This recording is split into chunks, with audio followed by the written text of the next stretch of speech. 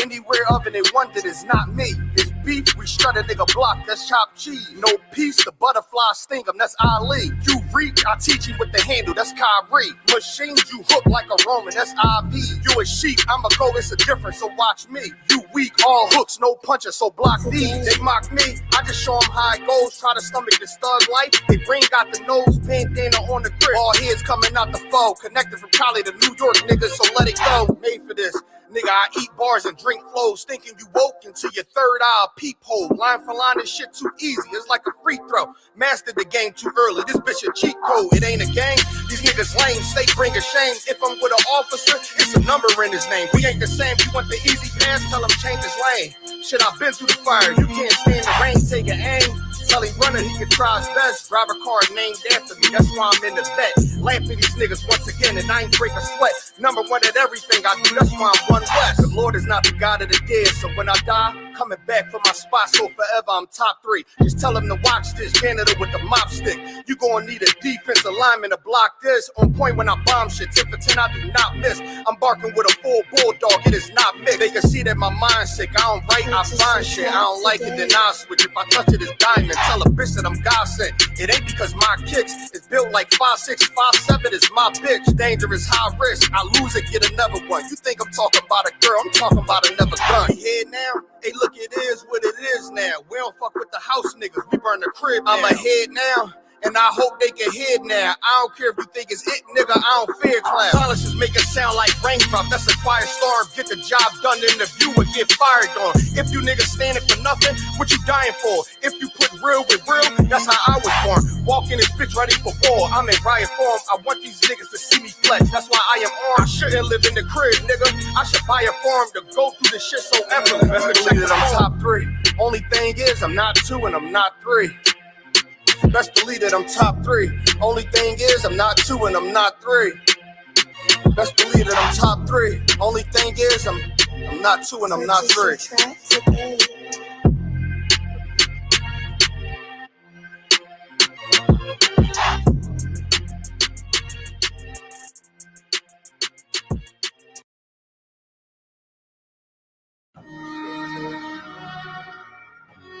Yeah.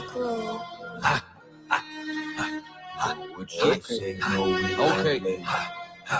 Go get her, big stepper, hard body, one West rapper. Put on for my king, my niggas, certified one West hitters. Whoa, go get her, big stepper, hard body, one West rapper. Put on for my king, my niggas, certified one West hitters. Whoa. Yo, what you say? No, we don't play you out your mind. Watch what you say, that type of shit could get you lined. And if you search, then let me tell you what you'll find. The city is mine. Just a mud who became the pick of the litter. Now my name ring bells when you talk heavy hitters. Nice nigga, but don't make me transform like Thriller. Sam Cooke a nigga beat like I was born by the river. Go get her, you piss her, you get off of the shitter. Can't put you in the spot like you niggas are with her. Keep an eye open around for any nigga that slither. Cause it ain't no sunshine here like Bill Withers. Whoa. Fuck you know about this life I live. How you gon' talk to me like I ain't lose no rib, like I ain't lose no crib, ain't lose no kid, ain't sleep in my car and I ain't lose no gig. Shit, I never gave an order that I ain't did, and I ain't never take a fucking thing that I wouldn't give. Always kept it a bill, homie, I ain't fit, and if I had to go sit, then I just do my bid. Yo, my whole team full of steel beams we can't fold. Your whole circle full of some squares you can't roll. That's why we always take it to levels you can't go. Talk shit, but you can see me with these hands though. If looks to kill like Cyclops, these niggas wanna see me in Pine Box. Know that on my watch, got a better chance to rewind clocks when you quit, nigga, when time stops, bitch. Go get her, big stepper, hard body, one West rapper. Put on for my king, my niggas, certified one West hitters. Whoa. Go get her, big stepper, hard body, one West rapper. Put on for my king, my niggas, certified one West hitters. Whoa. His flow is award winning. Torment them, bomb to death, I'm bored with them. Trash him, throw him away with the has-beens. Ice cold with the flow, I'm Alaskan. You was in the fucking jungle in the past tense. I be with the lions, they my friends, Carol Baskin. And like her, they'll never find a body. Tiger stripe tracksuit, feeling like Joe Exotic. Shit, I don't know what it is, but I know I got it. Feeling like Alonzo, surgical with the shotty. All you see is skull and bones, Illuminati. Probably I be the illest nigga to do it. I just talk shit on the beat and they call it music. I just come provide you with heat, remain the coolest. You ain't never been in the street with all the shooters. I was sipping yak with rioters and looters. Gotta keep my boots laid, shoot straight. Run up on you with the deuce 8 in a screw face. It's bad out here, my style effortless. 2 hands hugging a Ruger, so affectionate. A lot of suckers don't want war, I'm respecting it. Biggest stepper, snatch your plate, the hood starving. Cause they got beards who trades like James Harden. Straight from NY to Philly, we still mobbing. Go get a big stepper, hard body, one West rapper. Put on for my king, my niggas, certified one West hitters, whoa. Go get a big stepper, hard body, one West rapper. Put on for my king, my niggas, certified one West hitters, whoa. Whoa. Whoa. It's easy to sum it up when you just talk about practice. We sitting here, I'm supposed to be the franchise player, and we're in here talking about practice. I mean, listen, we talking about practice. Not a game. We talking about practice. Not a game. Not the game that I go out there and die for and play every game like it's my last. Not the game. We're talking about practice, man. I mean, how silly is that? And we're talking about practice.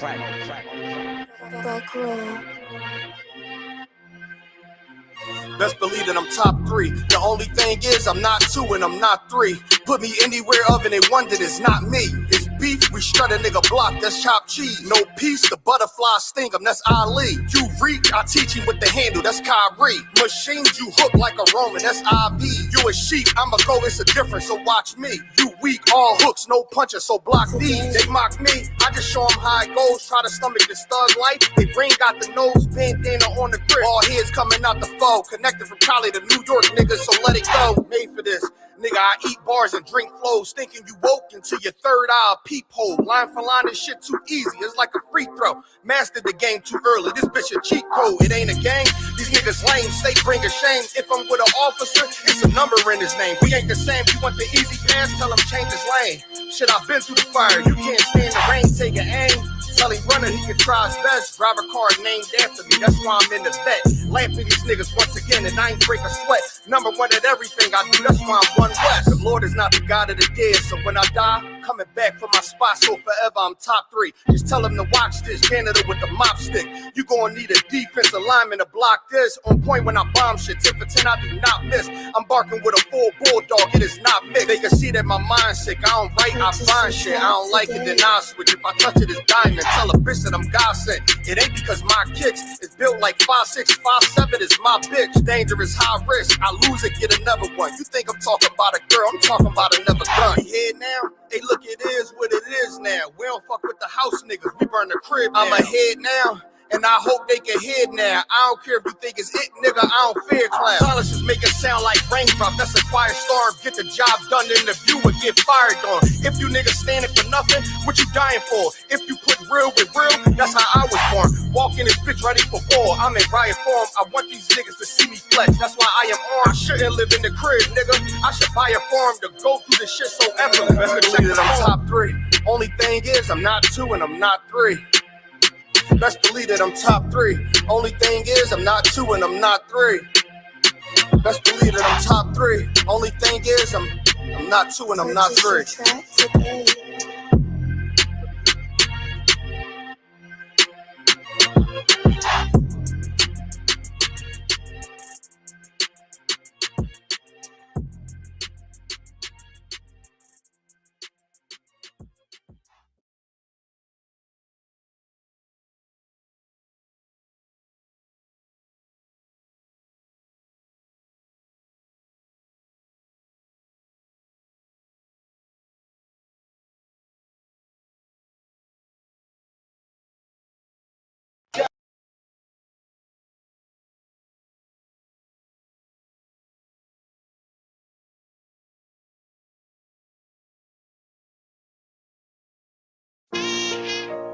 all jokes aside, you know how niggas be like,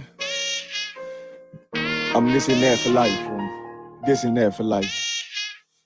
I'm on rest for life, nigga, this a blood oath.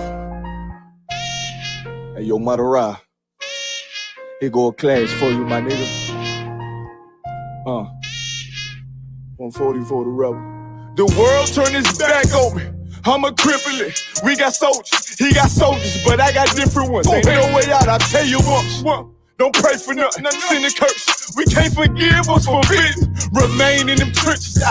Trust in the Lord, but please forgive me for the times that I did. If rank is given, have your respect to your apprentice. Be about your business. This loyalty's a death sentence. Look, trying to pick up with a blind fail.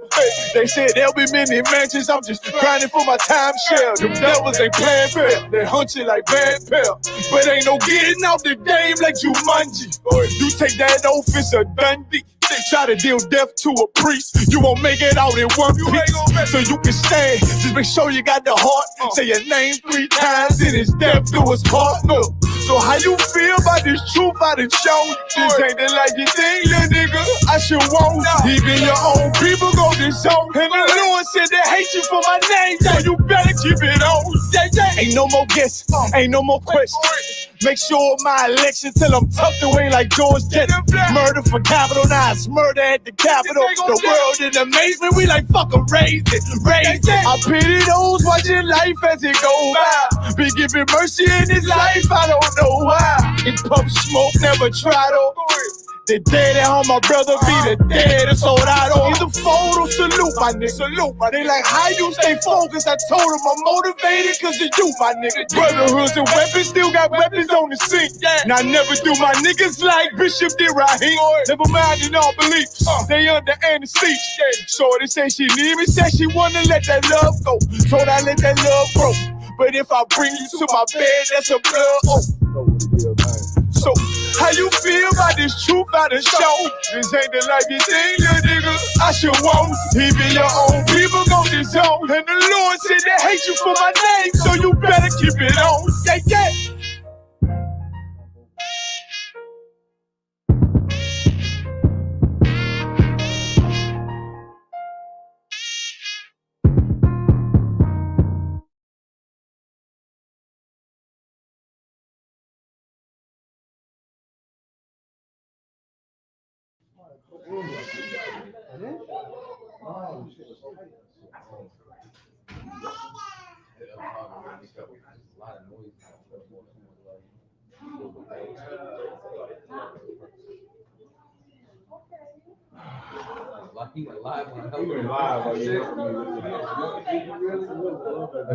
Y'all set us up for failure.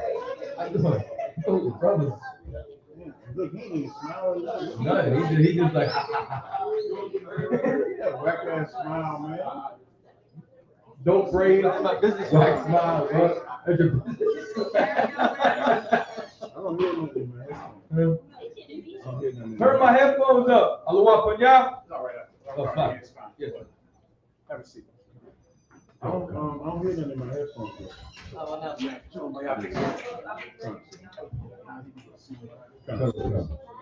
right, man, let's clap it up for Cross the Line Radio. Oh, you start the Clubhouse room? Yep, it's already going. Oh, okay, you get in the Clubhouse room. For those on Clubhouse,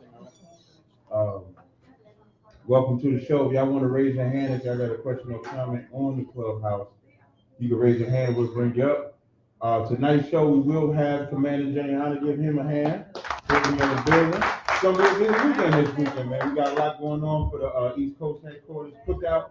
We got Commander GEN.YAHANNA coming in tonight. Tomorrow we'll be in Times Square, which for those that have not had that experience, you'll experience something like, I don't know how to call Times Square, like going to camp out Times Square. That's an amazing thing. Like that's, you damn near use your like that's like bread and butter right there, because you have so many different interactions.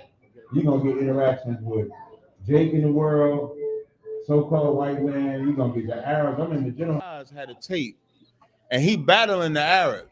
And when General Haas bring up the rock, one thing about them Arabs, they'll tell you the truth. And that Arab said, "What's wrong with kissing the rock? We just kissed the rock. What's wrong with kissing the rock?" But when you tell a black person that, they don't understand that. I got a reverb. Oh, that's me. I'm sorry. That's my fault. And so, and that's what's amazing because speaking of the, I ain't want to bring it up this early, but speaking of the Muslims, like that Nation of Islam got they ass tore to shreds this past Monday. Give the Lord a hand clap.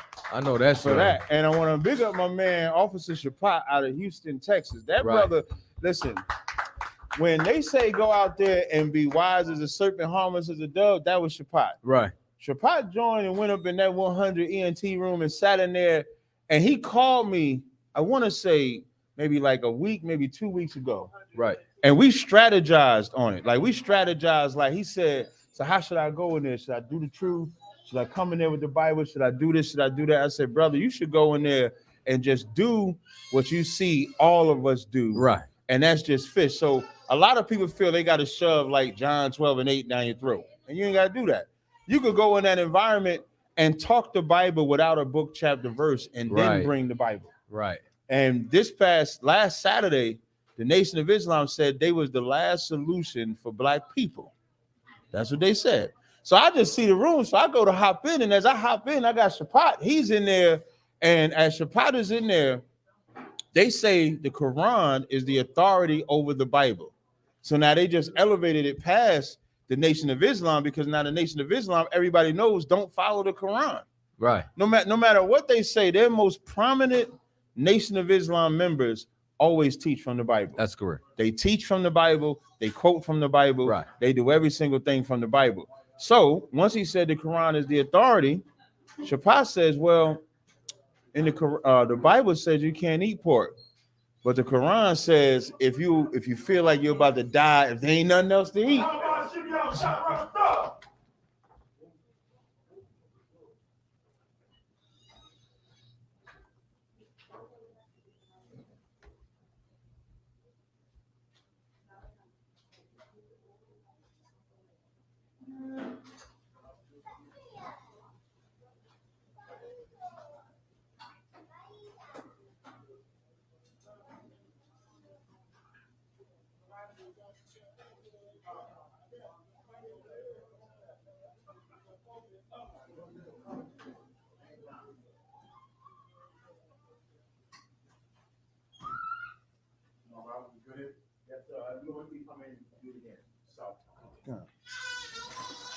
So in the Quran, they say if there's nothing else to eat lawfully, then you can go ahead and eat the pork. So I'm listening to Shapat, and then Shapat had to go to work. So I'm saying to myself, man, let's raise the bar. Let's not just talk about nothing as small as pork. Let's talk about something more real. So I simply asked them, I said, if y'all say the Quran is the authority, one of the things that plagues the black community is domestic violence. Right. And so I said, the Quran says in Surah 4, 34 and 35 that you can beat your woman. The Bible says to love the Most High, love your wife as yourself. I said, so which one should we follow? Once I said that, now the whole room is shaking because they had never heard that before. What I mean by never heard that, the Nation of Islam knows that that's in there, but the average person that follows the Nation of Islam does not, because again, they don't teach the Quran. So once we start saying that, once we start bringing that point out, they first was trying to move us down, didn't want us to speak or anything like that. And so what I give credit to the brother WAC 100, what he did was he made it to where he created a whole room just for us to address that. And once he gave us that room to address that, that room was 4 hours long. It did not feel, but it's weird about battles. Like when you're in an actual battle, it's almost like time stops. Right. Because it started at 8, and then when it got done, I'm looking at the clock. It's like 12:30, like quarter to. I midnight. said, "Damn, we've been doing this that long." Yeah. By the time they actually, you know what I'm saying, like 2.5 hours in, I was like, "How long we been talking about this?" Because we were talking about that word strike for a while. I'm like 2.5 hours. God damn. It didn't feel like it at all. And that's what made it an amazing thing. And so it was real. It was a real fiery debate. They got their ass whipped. And, we'll see what happens again. We're supposed to do a part 2 next week. I believe it's supposed to be Muslims, Israelites, and then those that don't follow either side. Meaning you got some that they don't believe in the Islamic faith, they don't believe in the Bible, so maybe they could be like Kemetic, atheists. Is this Monday now? Yeah, this Monday. Yep. Okay. This coming Monday it's supposed to be. What time? It's supposed to be the same time, 8 o'clock. 8 o'clock again? Okay. Uh-huh. We locked in. Start, yeah, 8 o'clock Eastern time. Beautiful. So the phone lines are wide open. We got 917-779-9499. And again, if you're on Clubhouse, you can of course raise your hand. Kados, are you not in the room? Salakia. I'm not a moderator. Salakia. If y'all want to raise your hand, if y'all got a question or something, y'all could definitely raise your hand and we'll bring you in the room. I'm in the room. I'm just gonna ping a few people moderator in the room. Bear with me 1 second. And again, whatever questions y'all have, we'll definitely get into it. This is a different day. Y'all know we normally do this on Thursday. This time we did it on Friday to coincide with the weekend cookout that we have going on. So our first caller, let me just refresh the page. What's that noise coming through like that? Let me just refresh the page. Oh, okay. But I can't unmute him. Wait, let me, let me refresh the page again. It won't let me mute or unmute him. We got a couple of people on stage as well. Okay, so we could let the you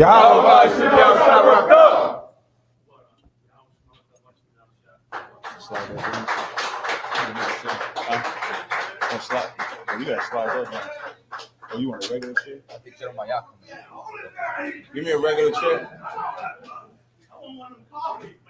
Unless 1, 2, 3, 4, 5. So if I say GEN.YAHANNA sit here, you saying GEN.YAHANNA gonna sit here? I sit here, GEN.YAHANNA. And then we got an extra chair. That means there's one extra up here. Okay. Yes. Cookout. We waiting on you, sir. We waiting on you, sir.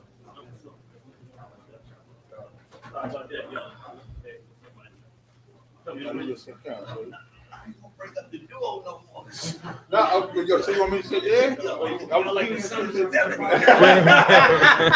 Wherever you want to go.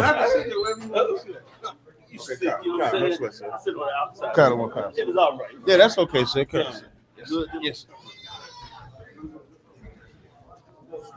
All right, we got Big Commander GEN.YAHANNA in the building. Damn right. Give him Clap it up.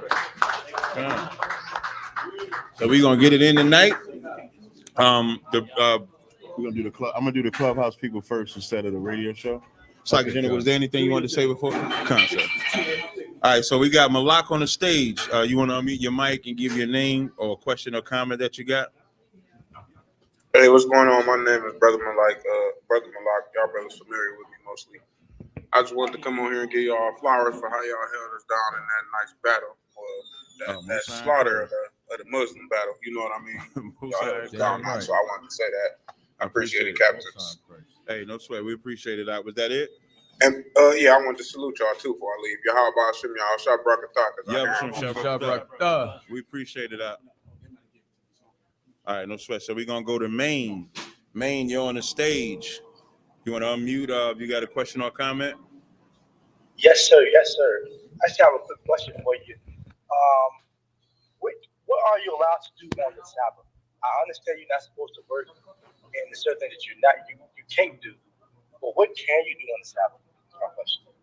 Well, to be specifically in the law says you shall not do no servile work. So see how you said, you can't work on that day.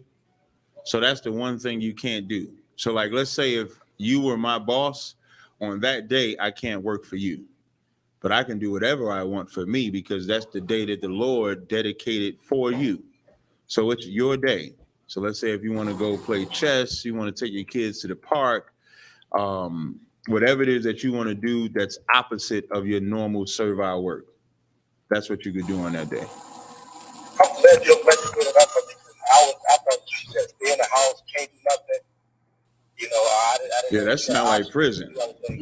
You sound like you serving something else. Now you serving something we don't even know about now. Now you got some people, you can't light a fire, you can't use the mic. They asked me to yesterday on Clubhouse, they said, Cap, on the Sabbath, do you put your food in the microwave and heat it up? I said, I sure do. I put it right in that damn microwave and heat it up. I said, do you turn your heat on in the house? I mean, like, how cynical are you going to be with the law? And that's what Christ said, you punish the innocent when it came to the law, because you just don't have the spirit or the understanding. If it's not your servile work, then you're not breaking. I was battling an Old Testament Israelite. He said, you can't do nothing. They was arguing with me over when Christ told the brother to take up his bed and walk. They said that was breaking the Sabbath. I said, God damn. I said, well, let me ask you this question. My rib is in the living room right now. If she asked me to take that chair out the living room and bring it in the dining room, can I do that? And he said yes. And I said, ain't that servile work though? And then he tried to remix it and try to backtrack, because then it made sense to him that it's idiotic to say you can't do nothing on the Sabbath. You know, sleep is pleasure. I guess we can't even go to sleep. We got to take no-dos or something. We got to stay up 24 hours. So no, brother, servile work is just that, servile work. Your master cannot make you work on that day, which is why in this captivity, we call it a slavery. So when you actually go into work, you're actually slaving because you have no choice. All right. All right, thank you. And do you have any scriptures? I'm gonna go back and read up on that. Do you have any scriptures for me to read? Yeah, if you go to when the disciples picked the corn, I'll get it for you real fast. When the disciples picked the corn, are you familiar with that story? I have that. Yes, sir. Okay, so when the disciples picked the corn, the Pharisees tried to come and blame them for profaning the Sabbath, and that's when Christ broke the whole thing down. I'll just get the scripture for you in a second. It's you can do Mark 2:23 and read down. It'll break it down, and you can also do Luke 6:1, and it'll break it down for you there too. Hey, can't you do Deuteronomy 2, Cap, on that? What does Deuteronomy say? When they give you the law about the when they blame them for the plucking the corn, they give you the law that how you can pluck the corn, but you can't move the sickle. Well, only you could, but when you go like to Luke 6, it'll actually break it down even further. So if you start at Luke 6:1 and just working on down, it gives you the spirit of the Sabbath, because it ends in Luke 6:5, and he said unto them that the Son of Man is also Lord, also of the Sabbath. Like, that's your day, so you're resting from it. Okay, so just for edification. Slow down, brother. Just for edification. Wait. Oh, okay. Yeah, I appreciate it. This is our show. This is not your show. Appreciate it. So you understand that, brother? To the brother, man? Yes, sir.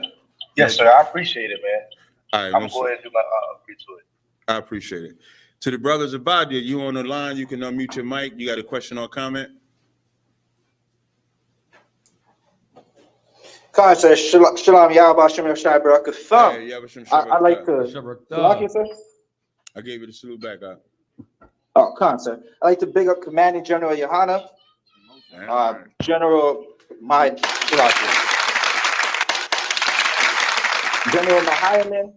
General Mayak, yourself, Captain Daria, and Captain Takuza. And General Q. General Q is in the building as well. Salakia and General Q. Big hand to General Q. I got my first boot kiss from General Q. Was that all you had up? Salakia, sir.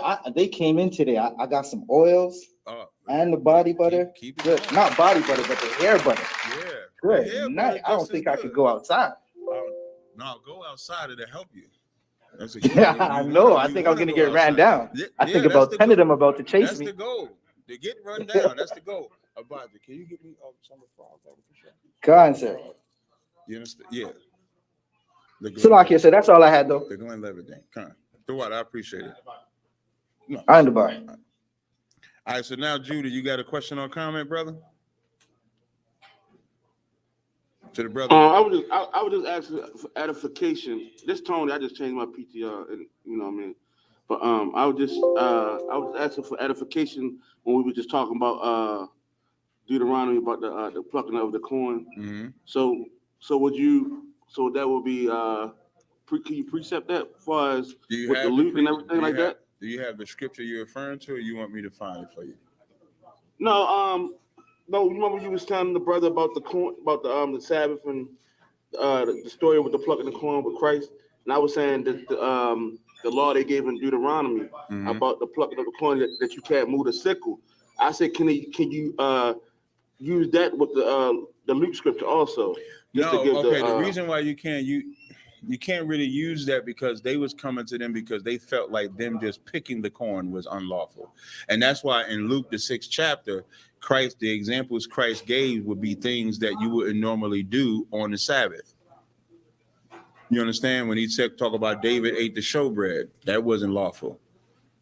Even when I got you. You understand? You understand now? Yeah, I got you. Yeah, I got you now. And that's another thing that everybody needs to understand, that we are priests of the Most High inside the I.S.U.P.K. They always talk about you can't cook. When do you think the showbread was cooked? Showbread was cooked every Sabbath.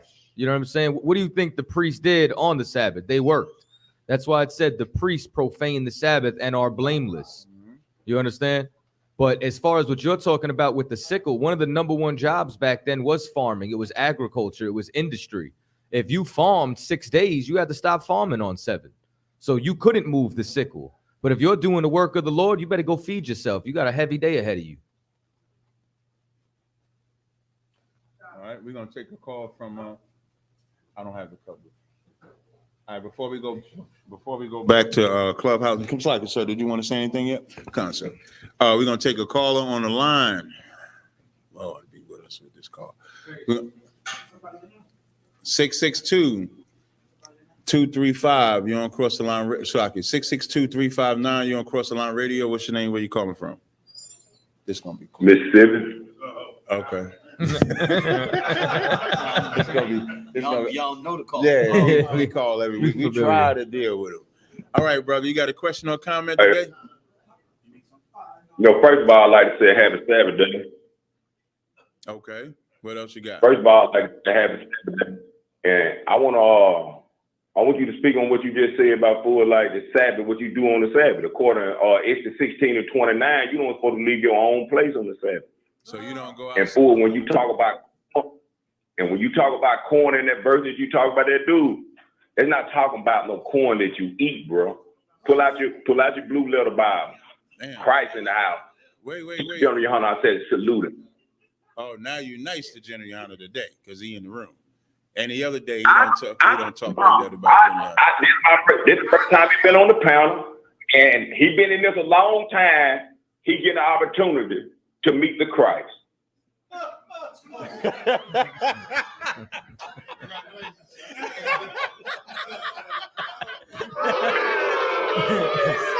He said the general get the opportunity to meet the Christ.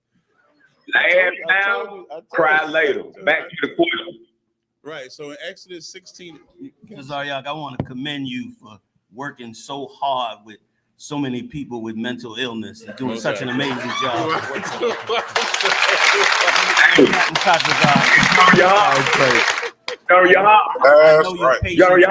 I know your patience has been tried. Let me speak to the general. Hey, John.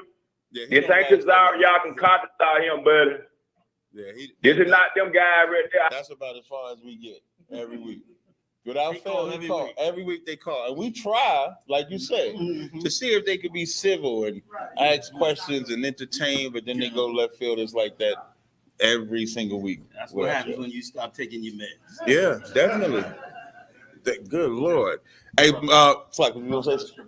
Come on. You want me to read the scripture? No, what's called? That's the breakdown for the word for corn in Matthews. Oh, okay. It says ear of corn.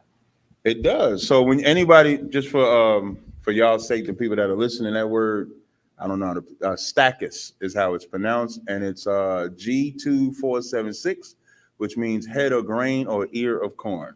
For anybody that doubted that, I'm pretty sure nobody doubted that. Not in here.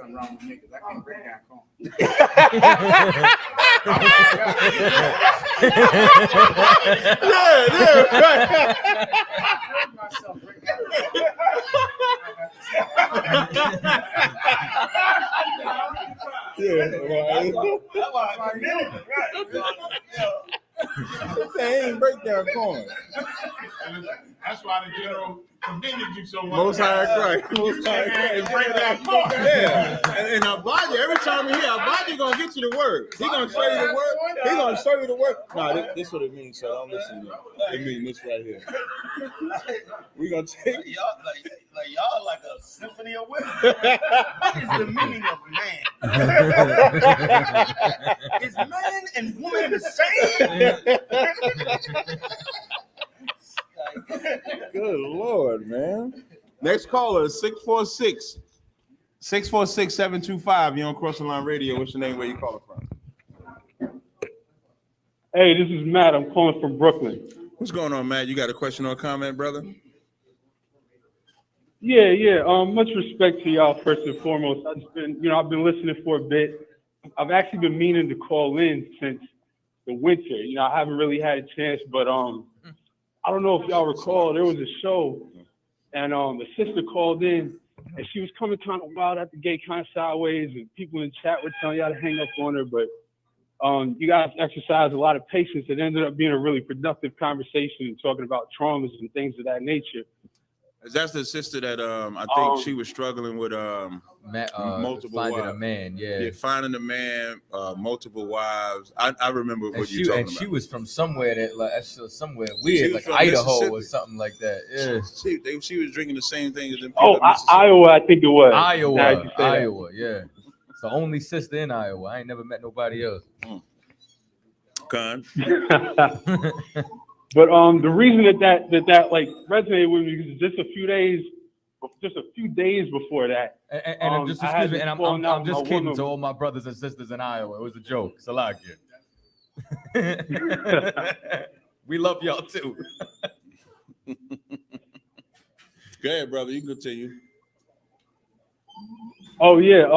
Like I said, just a few days before that, I had this falling out with my woman. It got to the point where I felt the need to basically to kick her out in the middle of the night.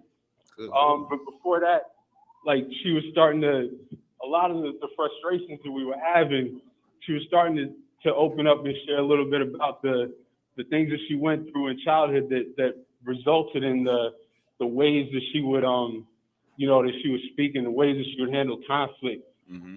And so I was just, I know that there's a lot of other brothers out there that's dealing with things like that. And so I just wanted to see if I could get a little more like insight from y'all and get y'all to go a little bit deeper into like different ways of handling things like that and handling conflict. You sure? Okay, so in the situation with your wife, what's important about that and why you should not have thrown her away or kicked her out? The scriptures say don't be a lion in the house, right? But you are a natural lion. And so a lion has to show the leadership. When it comes to black women, can you describe what some of the problems were? Not what happened to her, but like the subject of what some of the problems were? Like between us? No, that she was talking about that was in her childhood. It was things like it was real subtle things, but things that stuck with her. Like for example, if we would have conflict and she would respond a certain way. Like I'm not the type to like fly off the handle or anything. I'm more like get out of here with that bullshit. Mm-hmm. And when she was little, she would tell me about how she always felt very like dismissed and very unheard, and so she never had a voice. Developed so now like strong reactions to. Right. So because she Exactly. felt she never had a voice when she was younger, now she takes that voice out on you, right? Exactly. So it's almost like when we go out to camp, here's a story I always use. We had this one camp in Harlem.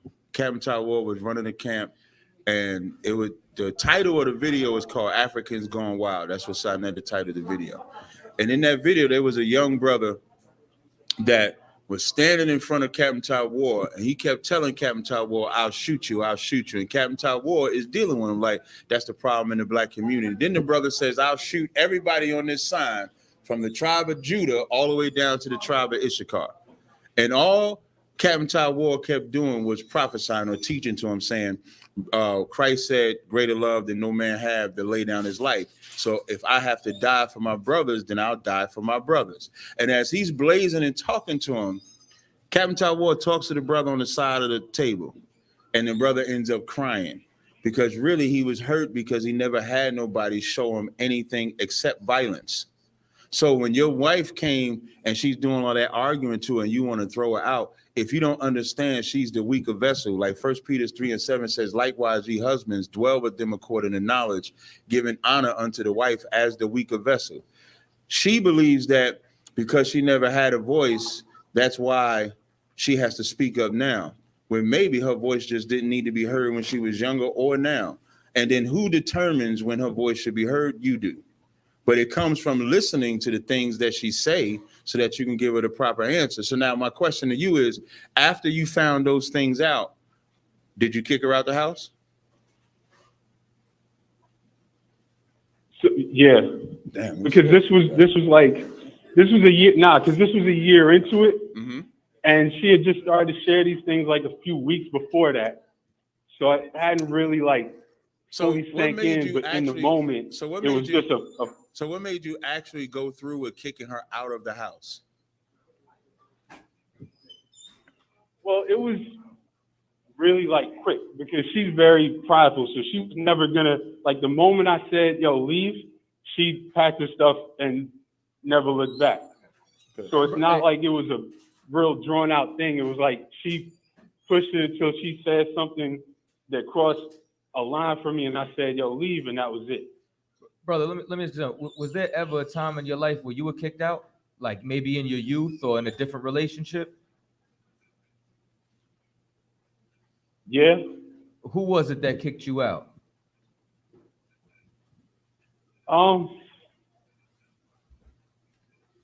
Damn. Yeah. I can't, those types of things, I kind of push back, so I can't even, I would have to think about that. But you remember a time where you were somewhere and somebody declared that you need to go, that you kicked them out. Yeah. That's why you did it, Ak. You understand? You treated her like how everybody else in life has treated you. You understand? So when you became a burden or you became too much of a handful, you decided that she has to go just like they did to you.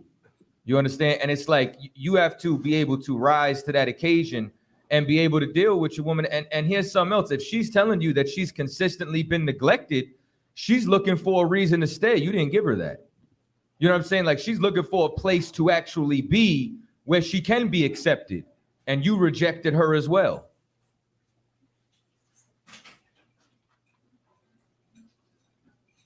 Did you ever see? Right. Did you ever that show that you're talking about that we did a long time? That was months ago. Did you ever seek to get counsel? Nah, I wanted to call in and speak to y'all. But you said this has happened over. But you said this has been happening over a year, right? No, I mean the time that we was together was about a year. So you telling me this is the first time you had an argument and you kicked her out, or did you have previous arguments and you just got fed up?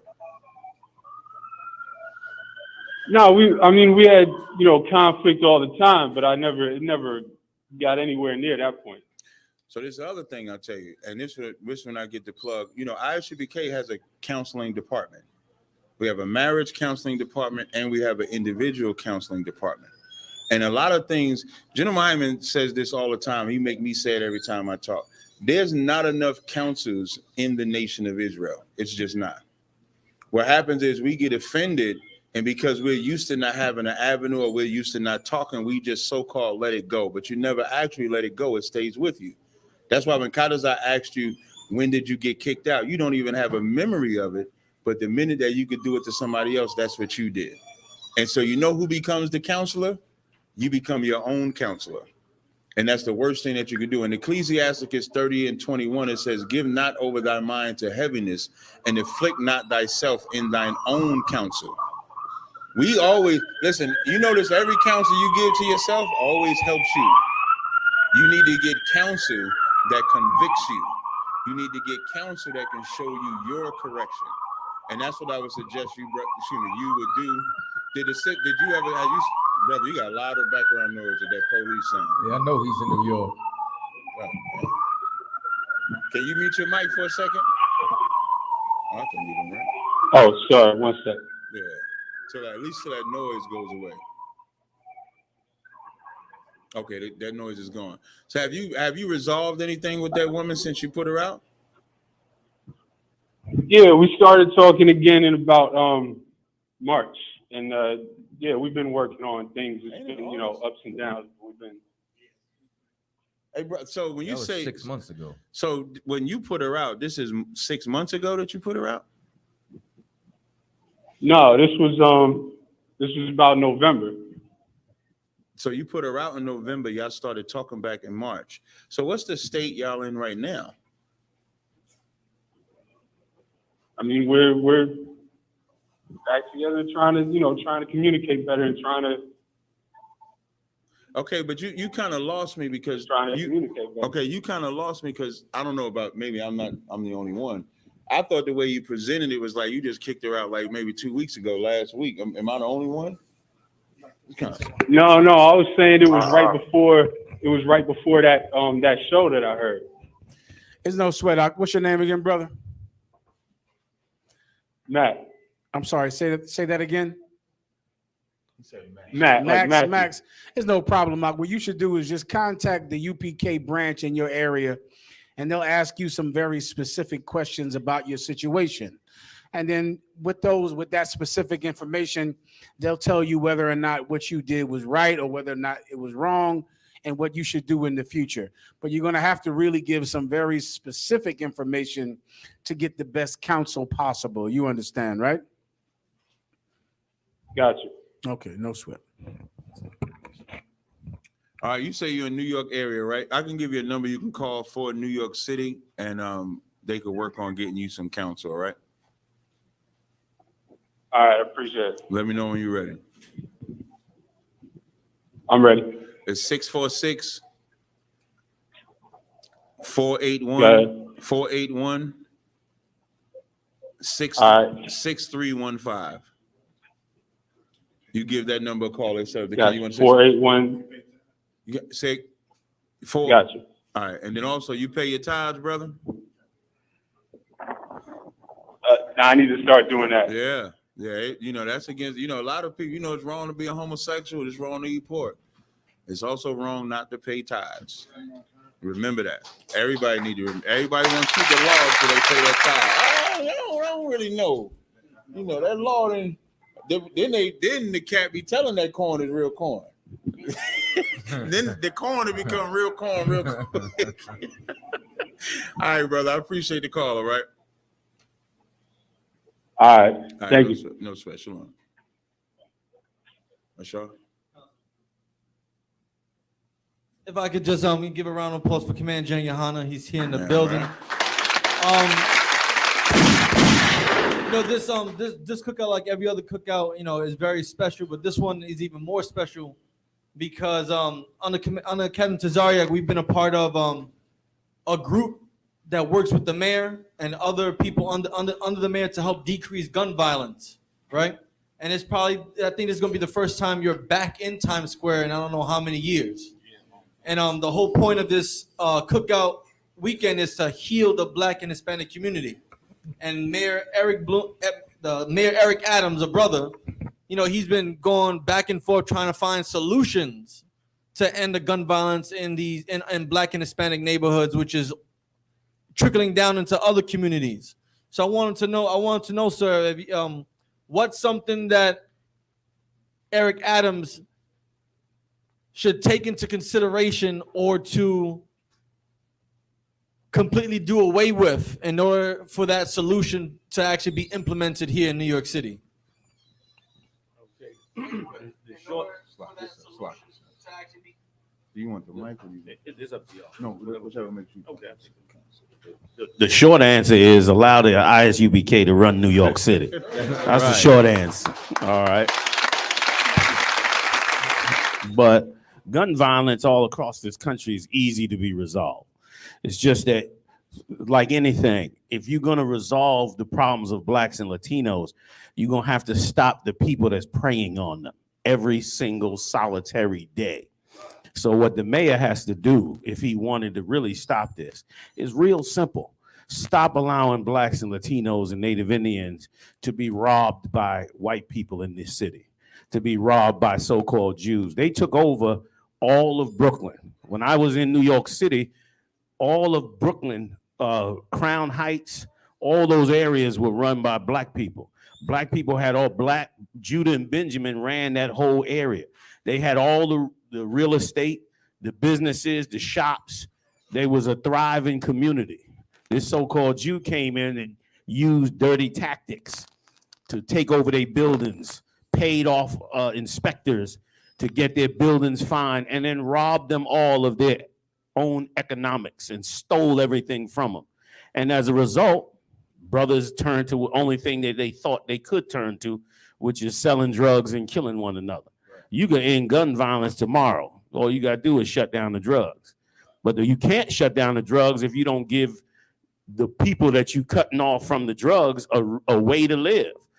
You know what I'm saying? Like, where the black supermarkets, where the black businesses, even at Uber. I hear a lot of brothers driving Uber. I'm not knocking it. It's good money. I used to drive back in the day coming up in New York City. It's good to be able to have a hustle. But damn, where's the black and Latino Uber? Why do they get all the money and rob our people every day? Everything we do, we being robbed from. Even your utility bill, we being robbed. The mayor wants to stop that. It's real simple. Stop the people that have been preying on us for 400 years. That's how we stop all of this madness. Us getting back to us and who we are changes the world for us, man. And I pray the Lord do it sooner than later, because the minute we get free from the hands of everybody that has preyed on us, we're going to prosper in a way like we've never did before. And then prospering won't be the issue. Our morality will be the issue. How right could we be with each other? We get back to the days of having righteous marriages and righteous brotherhood and righteous sisterhood. The days of us focusing on the better us, as opposed to how I'm going to pay this rent at the top of the month, or how I'm going to put gas in my car at the top of the month.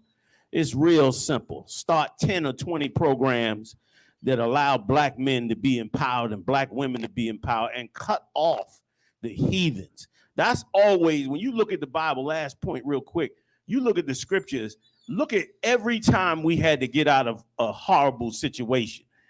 And every single time the Lord had to send prophets and disciples of Christ to get us to get away from the heathen, even down to Yahushua. Even he had to tell us, man, to get away from these heathens. You understand? And it was going to be our downfall. And sure enough, the traitors among us who would side with the heathens keep us in captivity. Remember what Caiaphas, I always quoted. Caiaphas said, man, if we let him alone, all people will believe on him. Right. Christ could have brought us out of captivity right then. We would have been unified, one nation, all camps. We'd have been hard, but the Romans wouldn't have been able to deal with us. And most importantly, the Most High would have been on our side because we pleased him. But what did Caiaphas do? Gassed us up to side with the Romans.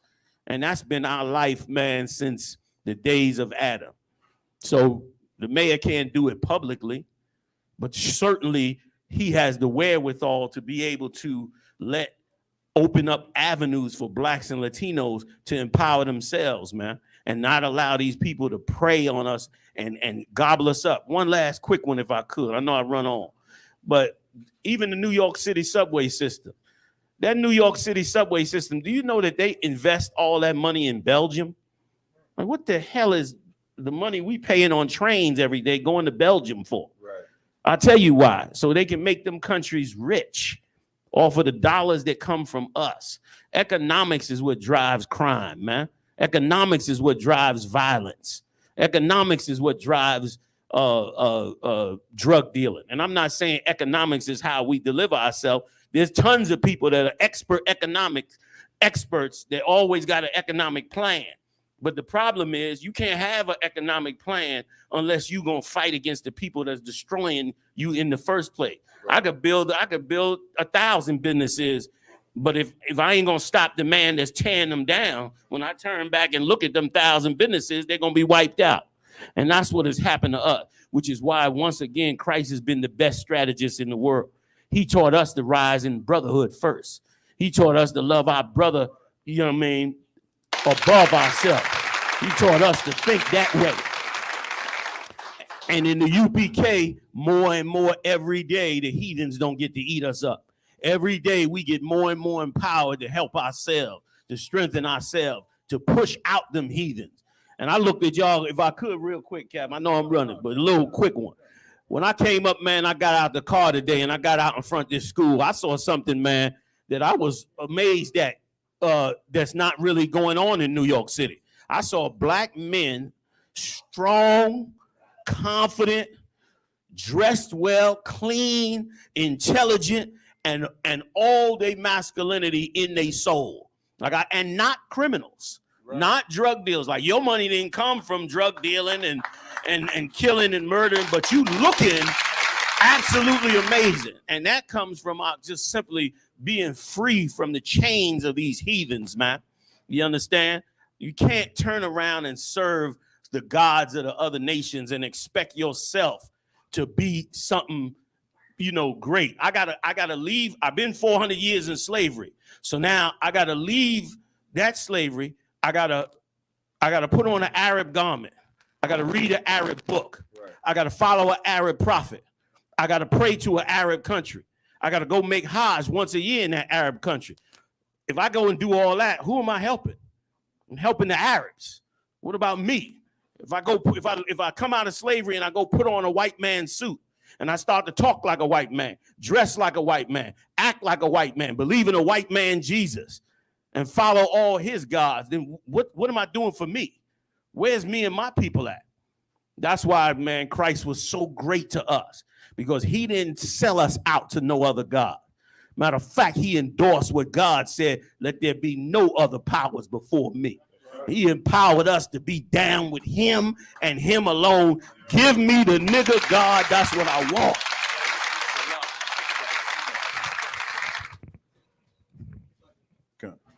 And one last thing, we know we got a lot of brothers here and sisters here in the building. If everyone can go on Instagram, Twitter, Facebook, and tag Mayor Eric Adams and Commander GEN.YAHANNA and title it "The Solution to Gun Violence." Make sure Mayor Eric Adams hears about this and he's there in Times Square to hear the solution, sir. All right, we're gonna take the next caller. 843-476. You're on Cross the Line Radio. What's your name? Where you calling from? 843. Yeah, what's up, Cap? This is Apostle, man. Hey, what's going on, Apostle? You got a question or comment? Yeah, just a comment, man. I want y'all to bear with me, man. I'm dealing with COVID, man, and it's messing up my voice, but Most High is giving me strength. With all the generals sitting in the house tonight, the brothers and the soldiers and everybody there in their respective places, I just wanted to call in, say Shabbat Shalom to you all. And if I may, Captain, I just want to read a portion of Psalms 1. If it be all right. Yeah, that's fine. Go ahead.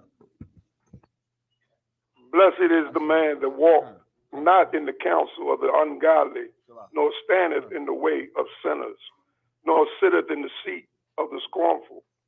But his delight is in the law of the Lord, and his law doeth he meditate day and night.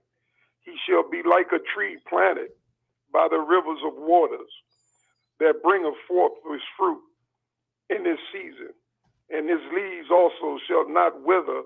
Whatsoever he doeth shall prosper. The ungodly are not so, but are like chaff, which the wind driveth away. Therefore the ungodly shall not stand in the judgment, nor sinners in the congregation of the righteous. For the Lord knoweth the way of the righteous, but the way of the ungodly shall perish. Just want to say, if Masha, Moses, is a myth, then how can we say the law is with us? Shalom Shalat to all the brothers at the table, all the generals, the captains, and everybody else in their prospective place. Let's prepare for the Lord. Let he that endureth unto the end, the same shall be saved, man. Pray for my strength. Pray for my recovery, brothers, as I pray for y'all. Thank you for the time. Thank you for listening. Hey, no sweat, Apostle. It's Apostle. I'm out, man. All right, shalom, brother. We appreciate it. All right. caller, 769-307. You're on Cross the Line Radio. What's your name? Where you calling from? 769-307. What's your name? Where you calling from? I'll do it one more time. 769-307. What's your name? Where you calling from? All right. You can call back. Move you. 864-399. What's your name? Where you calling from? Yes, Shalom, Lord of Christ. This is Kalata from Greenville, South Carolina. Hey, Shalom, Yavis from Shabbat. What's going on? Shabbat. I had a question. Well, Maria, she had a question. We had a job, and the lady at our job fired us because of being in the UPK, but she tried to say our attendance or whatnot. I was like trying to figure out what's the way of like coming at somebody. I don't even know how to say it. What's the way of coming at somebody like that? They try to use how we use. Hey, brother, if I could, you say you were in North Carolina, right? South Carolina. South Carolina. Who's that? Natazar? Do you have Natazar's number, brother? Yeah, you want to give Natazar a bar? Come again? You have Natazar's number down in South Carolina? Right. Yeah, you want to give Natazar, Right. what I love about the school is that you can have a man in charge of the zones. So North Carolina, Captain I.S.U.P.K. Natazar is South Carolina. If I said Chicago, anywhere like that, it'd be Captain Mawquad. If it was California, it'd be Captain Gadahar. And so you want to follow that order, especially you giving a salute and know the order that we have. You can just call and contact that brother, and he'll counsel you why, you lost a gig, and he'll work with you that way. You understand? So just get that brother a call. He'll help you out, all right? All right, the water. Hey, no sweat out. Shalom. Yavis from Shabbat. As I say, the phone lines is open. Y'all can hit us up, 917-779-9499. We got Commander Gen.YAHANNA in the building. I can't get his man enough applause for being up in here. I got a question similar to a Shaga Palms question. How we gonna be out there 8 hours at Times Square, sir, when you get the mic? I pray we out there 10 hours. You know what I'm saying?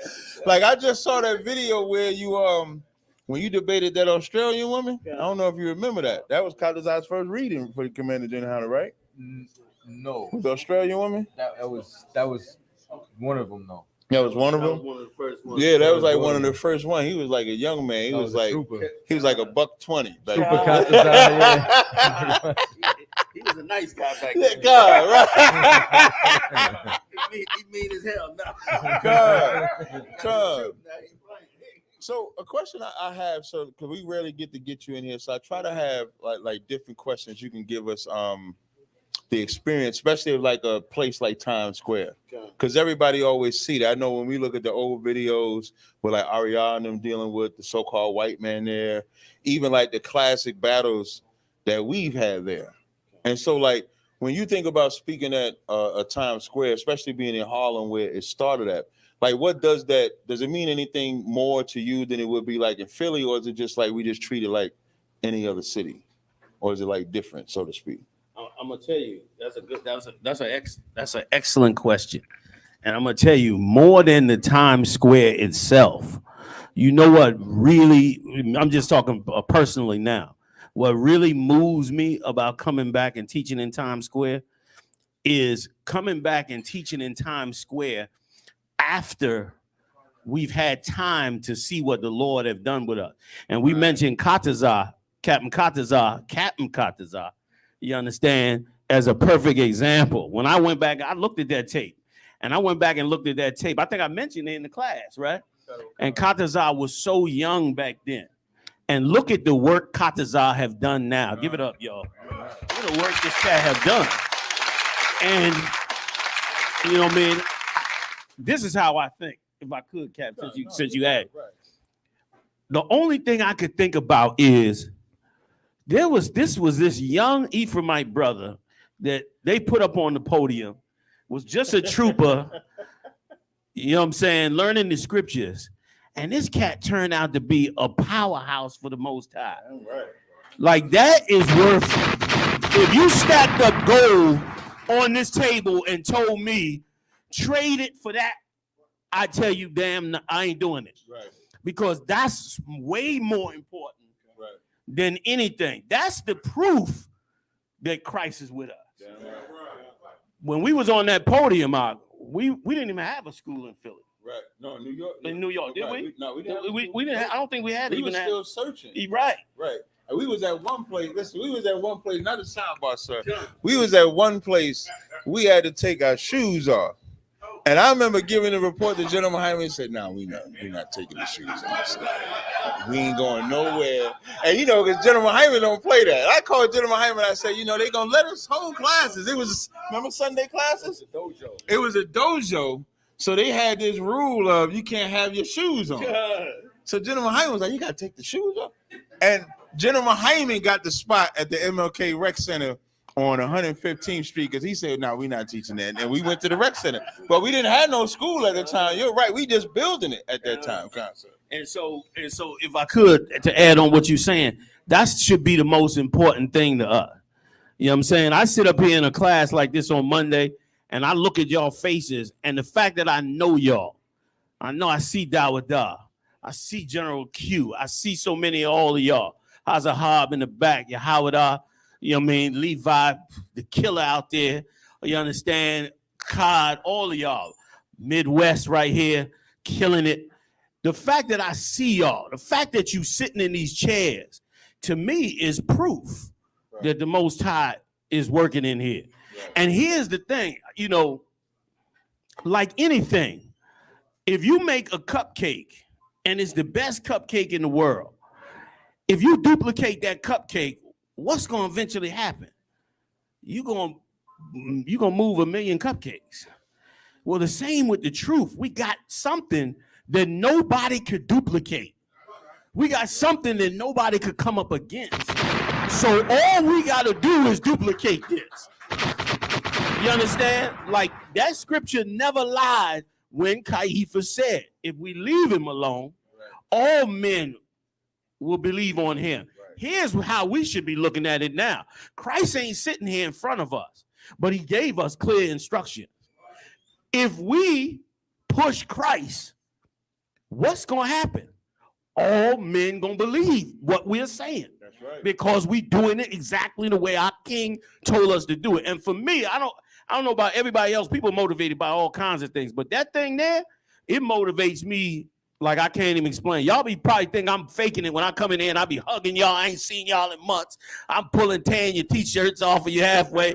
You understand? Y'all like this nigga's tripping. I am tripping, but I'm tripping out because to me it's glorious. Right. To me that you in here, you standing up in this truth, you going through the rigors and the hell and the vomit of this place, and you coming out on the other side. Right. Cap, you know what I'm saying? No, you know what I'm saying? You doing amazing. Y'all went up in there on Clubhouse.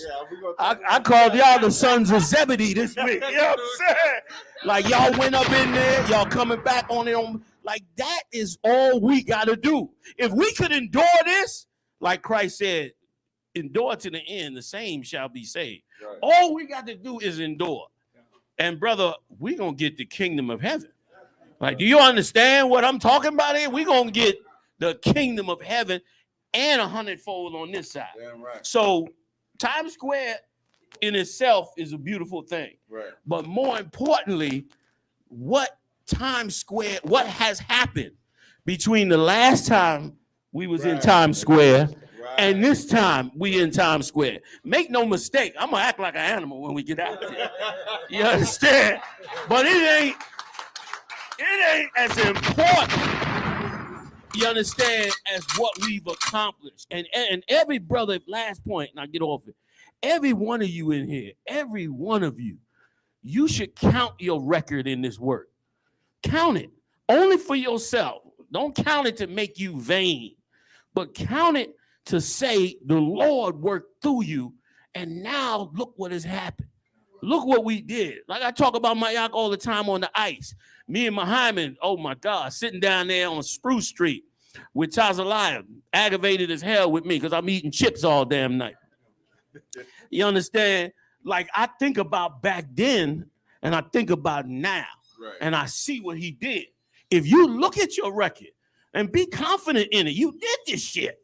You accomplished certain things, brothers and sisters. And listen, it'll take your mind off of a lot of the madness too.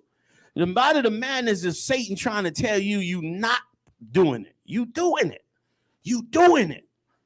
Count that record. Know what you did for yourself. Don't let it puff you up. Seek to do even more with that record. And let that record be proof of life. You understand? Let it be proof that you have really found the truth and did something with it. I don't care what it is. You ain't gonna tell me nothing. I turned Black Watch on, 1,600 people on there. I was ready to show my ass. I was ready to show my ass, okay? But I was quiet. I said, okay, we done worked on it. It's going good. Let's add a few things to it, make it better. Right. I got the heavy hitters in the building. We good.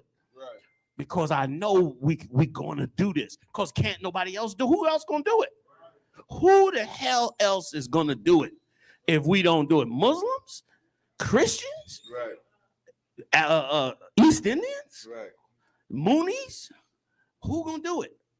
We gonna do it. UPK for life. Go ahead, General, please. Give the general a hand. Most High in Christ. And if I can give a little testimony, man, I watched them old Times Square videos, General, of you blazing, and there was another young man on the side of you. Gave up everything, came to Philly, rode with Philly for years, start traveling with us to New York, rolling with Captain Tazariak. And that brother was young and warring and gave up everything to roll with us and get built up. And now we call him Big Priest over in Chicago. Mawaquai.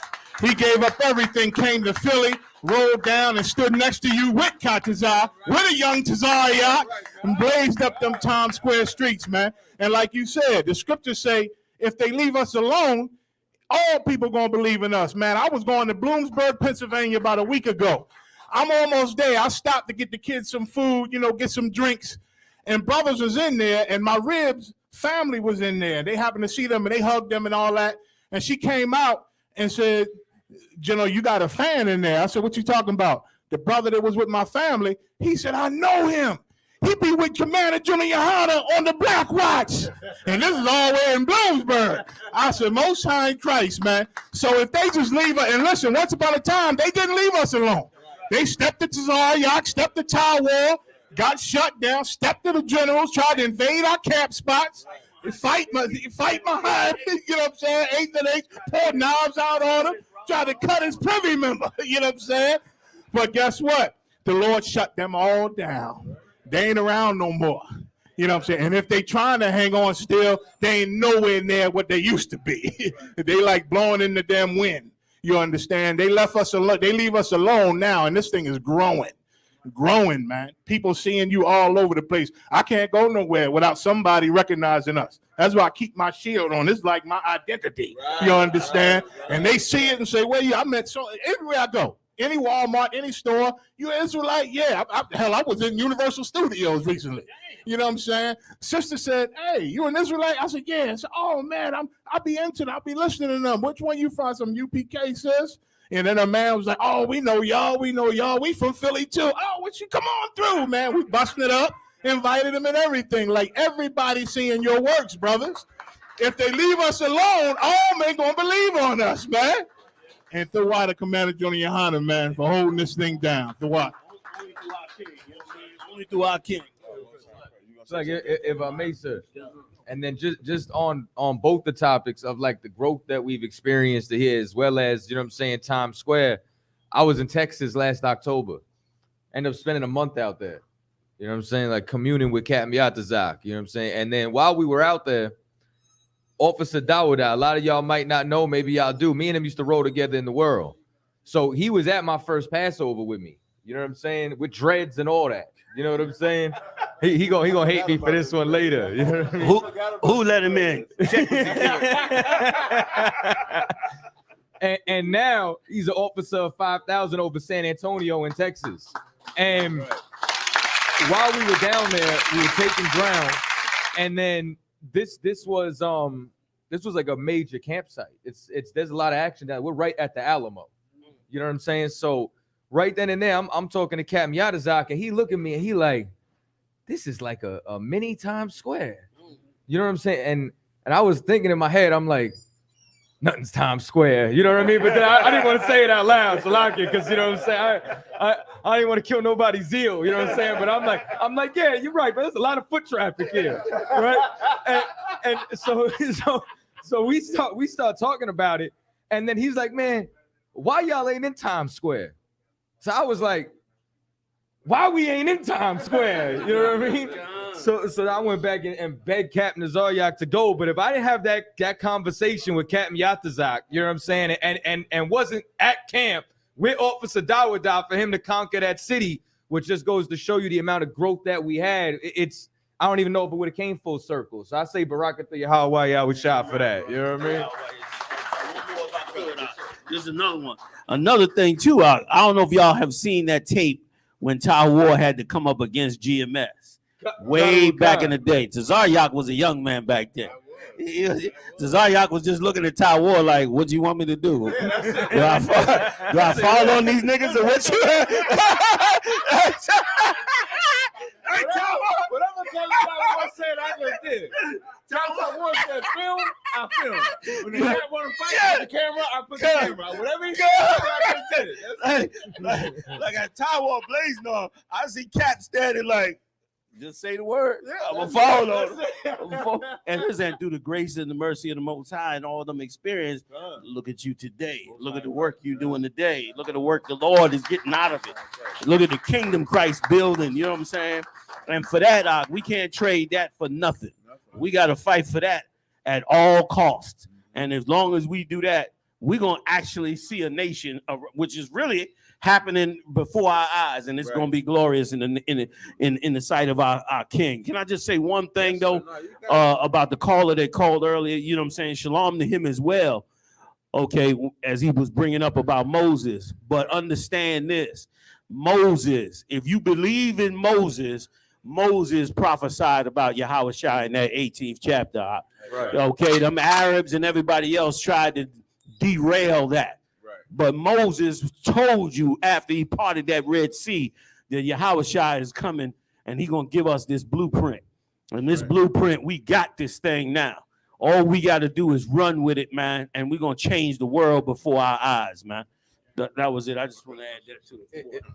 If I could, too, with that video you were talking about, sir, you clap it up for sure. You know what I'm saying? And definitely, definitely, man, big ups to Captain Ty War, because that video was instrumental in me being in the UPK. You know what I'm saying? Like, cause I watched the video. Should I tell on myself or no? I watched the video because just so y'all know, I was trying to find something wrong with the schools. You know what I'm saying? As to why I shouldn't join. I think that's everybody in there. You know what I'm saying? So I was like, because these brothers was like, we the only ones with the truth. I'm like, we'll just see about that. You know what I'm saying? So I'm online. So I'm online and I'm searching for like anti-UPK. Like, there's got to be something wrong with these brothers. I got to find some dirt. So the video was titled like The Three Spies of Baal. Damn. So it was Captain Ty War, Captain Nazaryak, and Officer Taza Goyala. So these were supposed to be the three spies of Baal. So let's see what they got. So I'm watching it, and to the untrained eye at first, I'm like, young, thinking back from that mindset, I'm like, this is like noise pollution. I'm like, what's going on here? I'm like, they just angry and yelling. And then right then and there, I saw it. And it was because of what Captain Ty War said. He said, you said you in the truth for 30 years and you don't know you're supposed to go see that man if he up the block? Give Captain Ty War a hand for that, because when he said that, I said the truth's in that, brother. Right. You know what I'm saying? Because of that statement, it took the blinds off my eyes. And I'm like, these is real niggas. I'm like, whoever they are, I can get with them. So it was like that. That was just a further separation from me weeding out where I wasn't supposed to be. Like, nah, them brothers 30 years, you ain't even know you supposed to go to a man one-on-one. But what he said, and then like the way he said it, because any of y'all know, like Kamtal War is an excellent brother. You know what I'm saying? And not only that, but he said it with such conviction. It was like you wasn't saying that for no reason. You said that because you meant that shit. It's like, yeah. And that's like I said, that video was instrumental in me being here.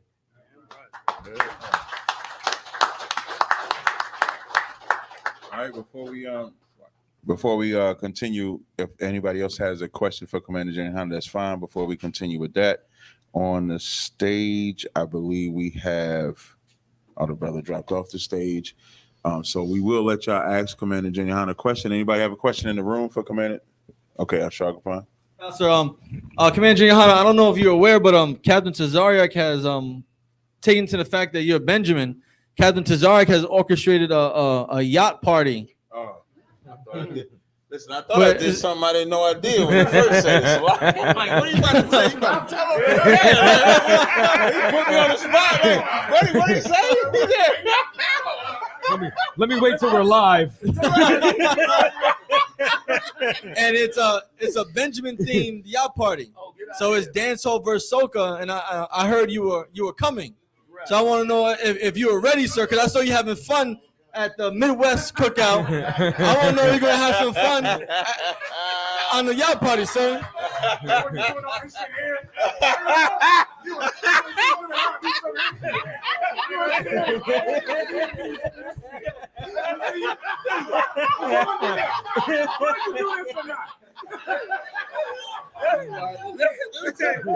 Can I give y'all a laugh real quick?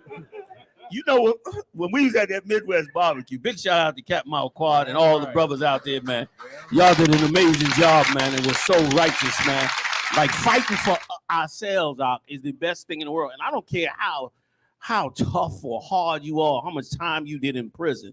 You understand? Can no man stand up against real solid brothers that care for you? Right. You can't beat that. You can try. You can even try to do evil. Christ says 77 times 7. But I guarantee you, man, through the Spirit of the Lord, brother to brother, black man to black man, the Lord gonna break you, man, and bring you on into the body of the truth. Because you ain't got no choice, because you need it like you need water. Right. So real funny, right? I was dancing, acting up a little bit. And I sat back down. Muhammad turned to me and said, you know, it's going to be a whole lot of councils after this, right? So I got chastised. You know, Muhammad. I got chastised for that one. But, brother, when I get on that boat, me and Baltimore bringing the secret weapon. I ain't going to tell y'all. We're going to get up on there, man, because, listen, man, like, I understand now why David danced until his pants fell off. Right. Like, man, I understand why Noah got drunk and fell back in that tent. Right. I understand it now. Because, man, what y'all have given up in sacrifice to be here, what you have given for Christ's kingdom. Like the Lord, you know, the Lord is hardcore. He like, y'all messed it up, y'all gonna fix it. You gonna do it and you gonna fix it. And guess what? Y'all picked up the torch and did it. And brother, shoot, yes, I will be up in there. And listen now, if you really want to get right, give me a little of that old school hardcore Benjamin reggae. Give me some of that Yellow Man and all them from back in the day. Give me some of all of that. You know what I'm saying? Here we go. You know what I'm saying? You know what I'm saying? Listen, we gonna get all the time. Y'all ain't pushing Benjamin out the nation. You can forget that. You can forget that. What? No way, no how. We coming in, all tribes. You know what I'm saying? So yeah, so big shout out to y'all for putting that boat party together. You know, man, let's go and have a good time, man. Let's bring everybody, come out, man, and stand for this. We all understand what it's like to war in here. We've done it for years and years and years. You understand? On many levels in this truth. Now we get a moment to be together in brotherhood and to not have to go to war, but to be in peace and love with each other, man. Then listen, let's enjoy that just as much as we enjoy going to war, because Lord knows in life, war is always coming around the corner. So we might as well enjoy this time now, because it's coming around the corner. We're going to have to deal with it in a second. You know what I'm saying? Come on, do what? I appreciate. Anybody else have a question for the general in the audience on the stage? I know they was asking. What I want to promote real fast, I believe, I don't know if General Katham is running it, but I know he started pushing us.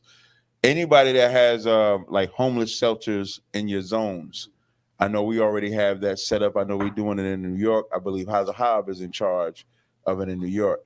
But what we're doing all throughout the zones where UPK is at, we're going to the homeless shelters to begin like feeding them. And then look, second. Oh, right. That's right. So you're right. Not the homeless shelter, the tents where, you know how you can go in New York City, you see them like under a bridge in a tent. Or if you go to Texas or Chicago, you see them under tents. I know I saw it in Arizona as well. So what we started doing was we're going to start going there and then feeding them there because you wake them up. I don't know if anybody saw this picture. If somebody could send it to me so I could see the brother. There's a picture a brother put up of a before and after picture. And in that before and after picture, the before picture is him over a garbage can. He looked like something that the world calls trash. How should I see as gold? When it says, I'll take a man and make him more precious than fine gold. And then it showed him the after picture in the UPK garment, studded up. And you could tell it's almost like Ezekiel 37 chapter when he come out of them dry bones. And it looked exactly like a resurrection. And if you're not willing to go there, just think about when we asked Commander GEN.YAHANNA about the Times Square story, and he talks about a young Kadazan and he comes up. And then General Mayat talks about a young Mawakwad and he comes up. Or you talk about all of us, we were all downtrodden and destroyed no matter what state you was in, and then you come up. So that's why we're going to go to those tents because that, like, I know people like to be scholarly, right? I'm not a scholar. I'm not. And the reason why I say that is because most high Christ. So, but the reason why I say it in the sense that Most High Christ, the brother's name is Magazar Bunyamyan. Look at that picture, sir. Now that's the before picture. Ashar, if you can find Magazar Bunyamyan, and no, Khan. That's him the before, and that's him after. Got a Hebrew Academy jacket. Can we put that up? Slaki Ashar. I want you. The brother's name is Magazar Bunyamyan. Whose phone is this? It's mine. Get that to Ashar. That way he could find it. And just like I'm gonna send I need y'all to send it to Ashar so he could put it on the screen. I'm gonna send it to Cross the Lines email and then because I want y'all to put that on because this is the most important part. People devalue what brotherhood is. I think they devalue it. Bloods and Crips are not brothers. Whatever camps y'all think y'all in are not brothers. I only know y'all not brothers because 2 months after y'all get together, it'd be video clips about how you hate each other. I've been in here since 2010. I have never experienced hate from any brother in here. Never, ever. I wish I could tell y'all a lie. Like, no, I don't want to say wish I could tell y'all a lie, but I wish I could be like y'all, but I can't. Because in here is where genuine brotherhood is at. It don't exist nowhere else. And if you could put the value on that, you'll take a brother like that that's a homeless cat. Like outside today, we normally have the food inside the school. You did he send it to you? Oh, look on the screen. This is the brother we talk about right here on the screen. Yeah, it's just not going to interrupt, Cap. But if I can listen, the lack of brotherhood will turn you into that. You know what I'm saying? Listen, I felt it. I went to Cheney University, if I could testify so-called for a minute. Went to Cheney University with General Muhammad. We up in there on the football team. And listen, the football team, we had the 2 top floors in our building. It was ours. So we was like a family, brothers. You know what I'm saying? That felt good. This our floors, we brothers. Me and Muhammad went home one day and got caught in a winter storm. And our dorm room happened to be unlocked. But we thought about it, and I said, well, shit, this is a football team. You know what I'm saying? They're going to look out and protect our room. We get back and was totally robbed by our own teammates, you understand?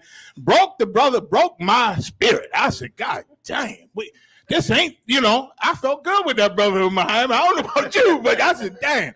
And at that point, I saw that this was not a family, man. All I had was you know what I'm saying? And listen, we fought, but Scotty, I fought.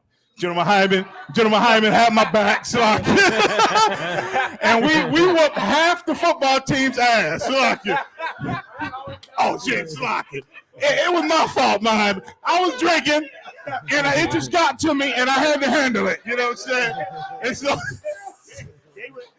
they was college heretics. You know what I'm saying? We wasn't in the truth. I ain't never heard about Israel yet. You know what I'm saying? But I whooped half the football team's ass. Even the seniors who thought they was in charge happened to get their asses whooped. You know what I'm saying? And Muhammad had my back. And so that shit hurt me. I left Cheney after that. I went to Temple. You know what I'm saying? And so I look back now that I got the truth, and I look back and see what really shook me after that. You know what I'm saying? And why I left Cheney, because I love Cheney. It was like living at home, damn near, but with education. You know what I'm saying? But after that, Cheney was like dirty to me, you know what I'm saying, because of that brotherhood, man. And that's, you know, without brotherhood, it'll drive you to craziness, you know what I'm saying? It'll drive you to do whatever. So slack you. If I could. Y'all messed up the HBCUs. But if I could, it's so heavy you say, because we were just reading, I think last week you did a class on John, the 5th chapter. Right. When it talked about how, like, the brother who was waiting for the water to be troubled, and he says, brother, ain't you gonna go in, be made whole? He says, I have no man. Everybody just stepped over him, and it took Yahweh to come and heal him. You know what I'm saying? That just goes to show you, it was no brotherhood in Jerusalem, and that brother was in that condition because nobody would carry him 3 feet over to the steps to get healed in the pool. You know what I'm saying? So that's incredible. Damn right. And that's why, like, this mission to go to, like, the people in the tents is just like that. So imagine this cat, he trying to get into the water that healed people. Now, he was there for a long time. And there wasn't one brother that would, you would think, you got to think that's how bad Israel was at the time. It's almost like New York City. New York City is trifling. Like, they will walk past a homeless like he don't exist. And if he touch him, like, don't touch me. Like, why would you touch me? And so the part I wanted to bring out was when we had class today, Shaw says we should have the class, we should do the food outside. And so we do the food outside. And as we're serving the food, now the food is for us. I'm not even thinking about like people that could be walking by. But as we have the food out there, the people that's walking by, you know, they smell it. And you know, hey, what's that food right there? You think I could get some? And giving them that food allows us to do what? Deliver the truth to them. You put some food in somebody's belly, they'll listen to you and they'll talk to you. And so that's the whole mission of going to these people in these tents, because just like that brother that we posted up right there, you see that picture, the world says he's nothing. The UPK says he's everything. Never let that be forgotten, because now that brother goes out, he's a Hebrew, and here's the other thing, he's a Hebrew Academy jacket graduate.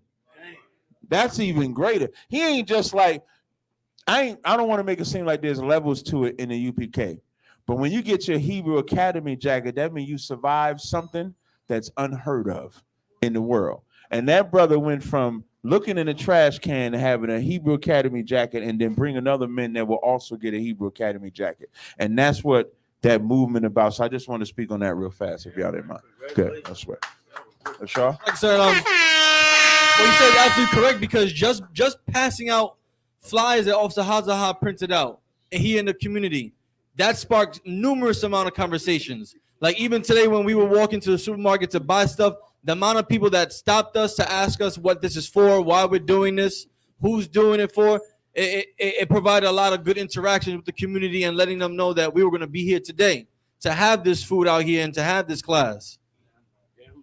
Can I just a quick point?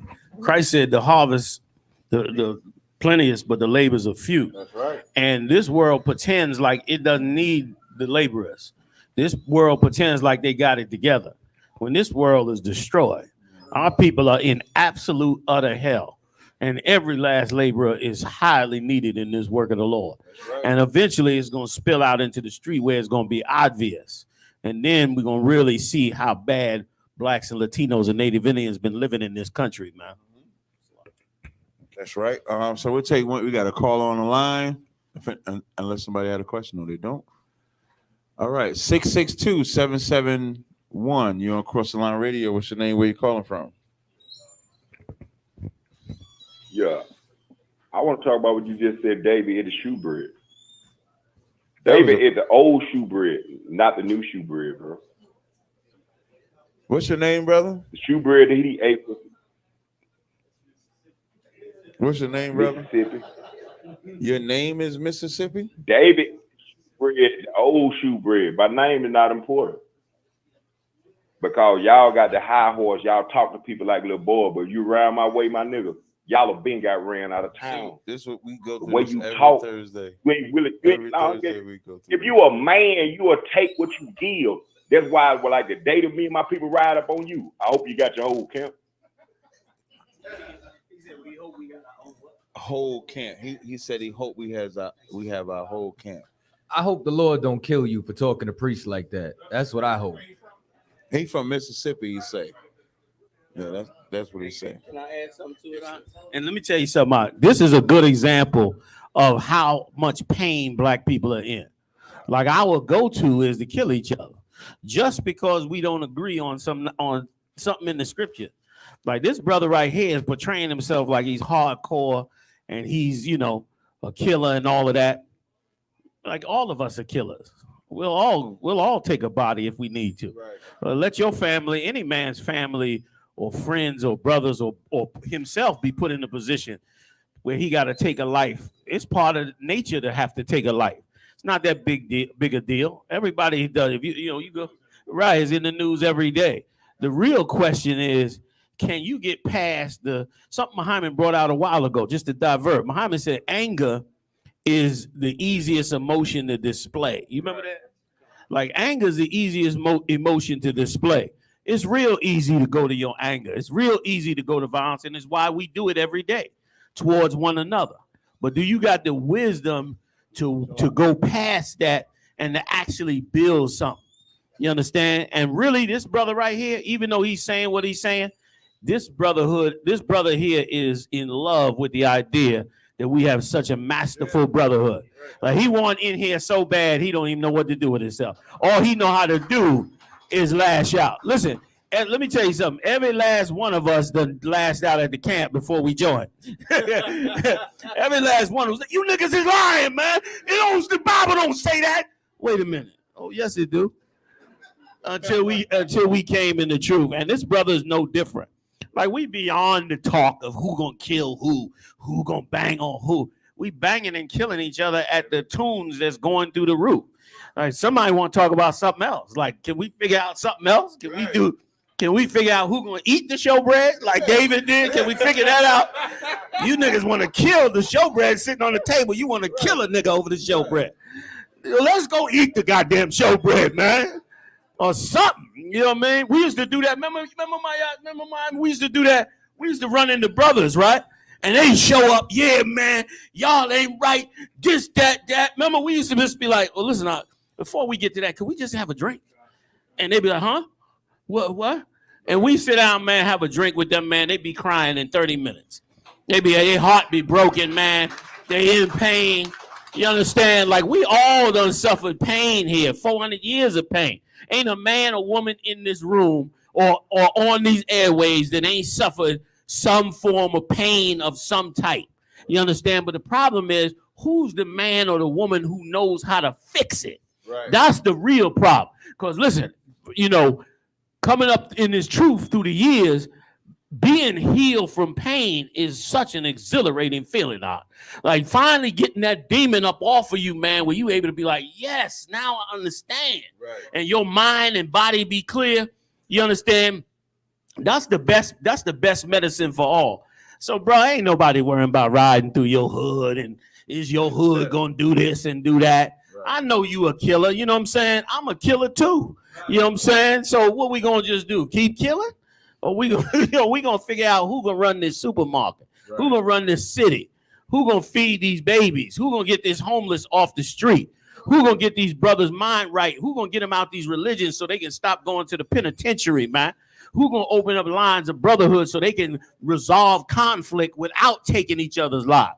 Who gonna stop the dope in every city in America, man? That's what I want to figure out. Who gonna give us a, you know what I'm saying? Like who gonna give us a blueprint?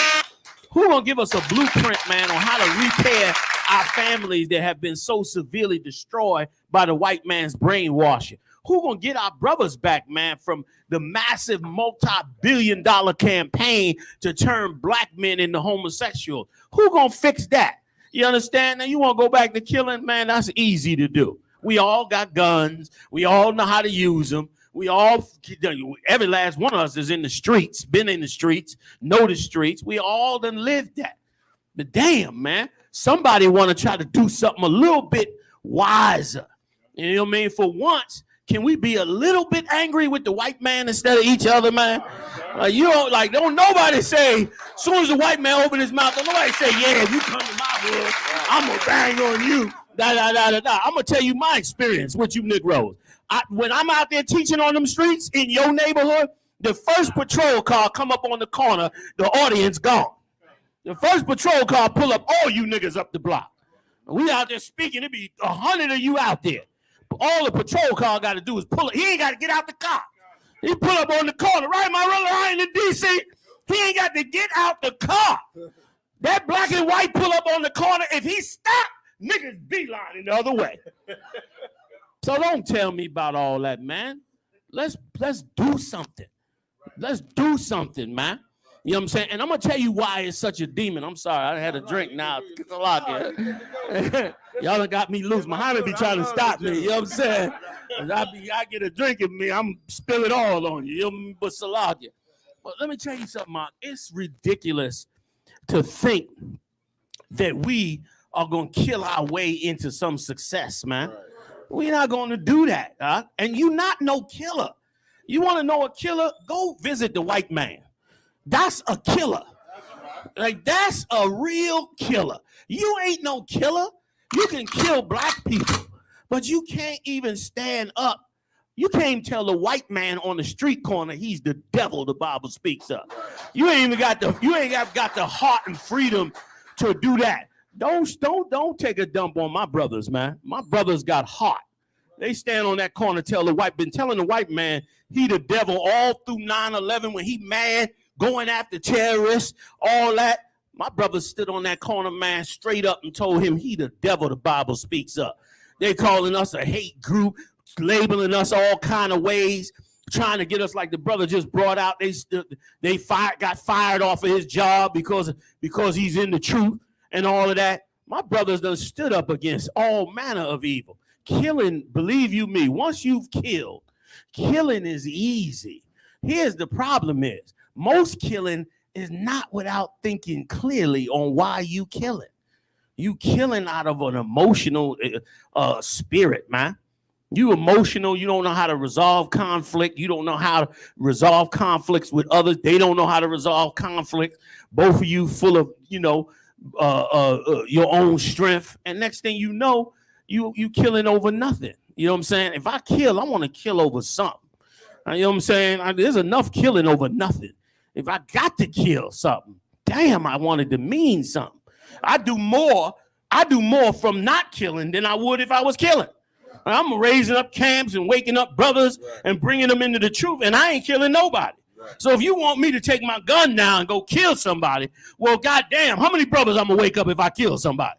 How many am I gonna get? Am I gonna get 10,000, 5,000, 3,000? None? What am I killing you for? Because you think you tougher than me? Everybody tough until that shiv go in your side. Everybody's badass until chop, and then you crying like a bitch. Everybody bad. Everybody bad till that bullet hits you. That 45 hits you out, all you think about is your goddamn life. You understand? And a 10-year-old could shoot you.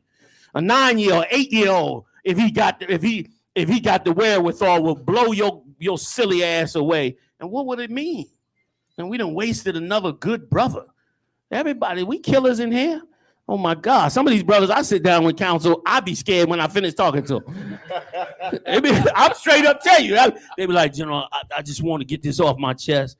I done did this. I done did that. And I'm looking at them like, oh, really? Okay.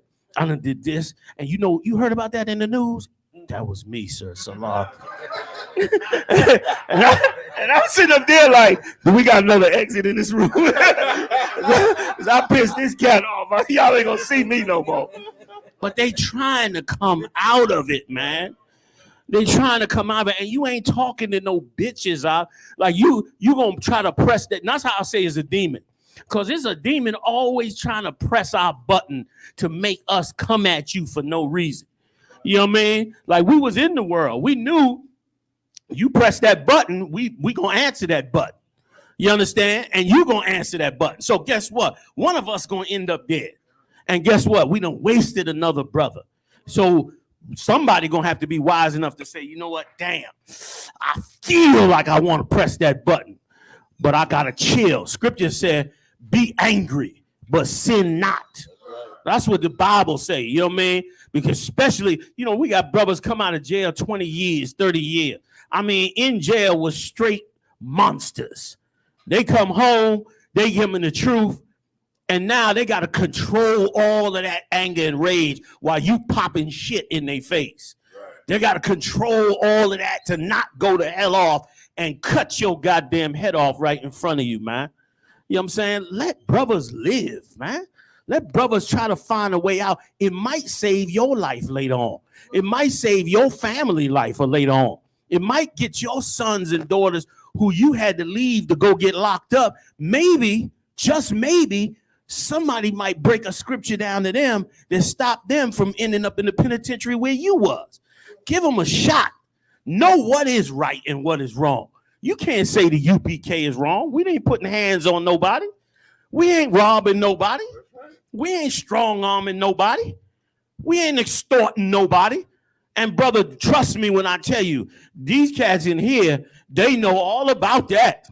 Like half of my job is stopping the madness from breaking loose, stopping cats from going back into the world. They know how to do that.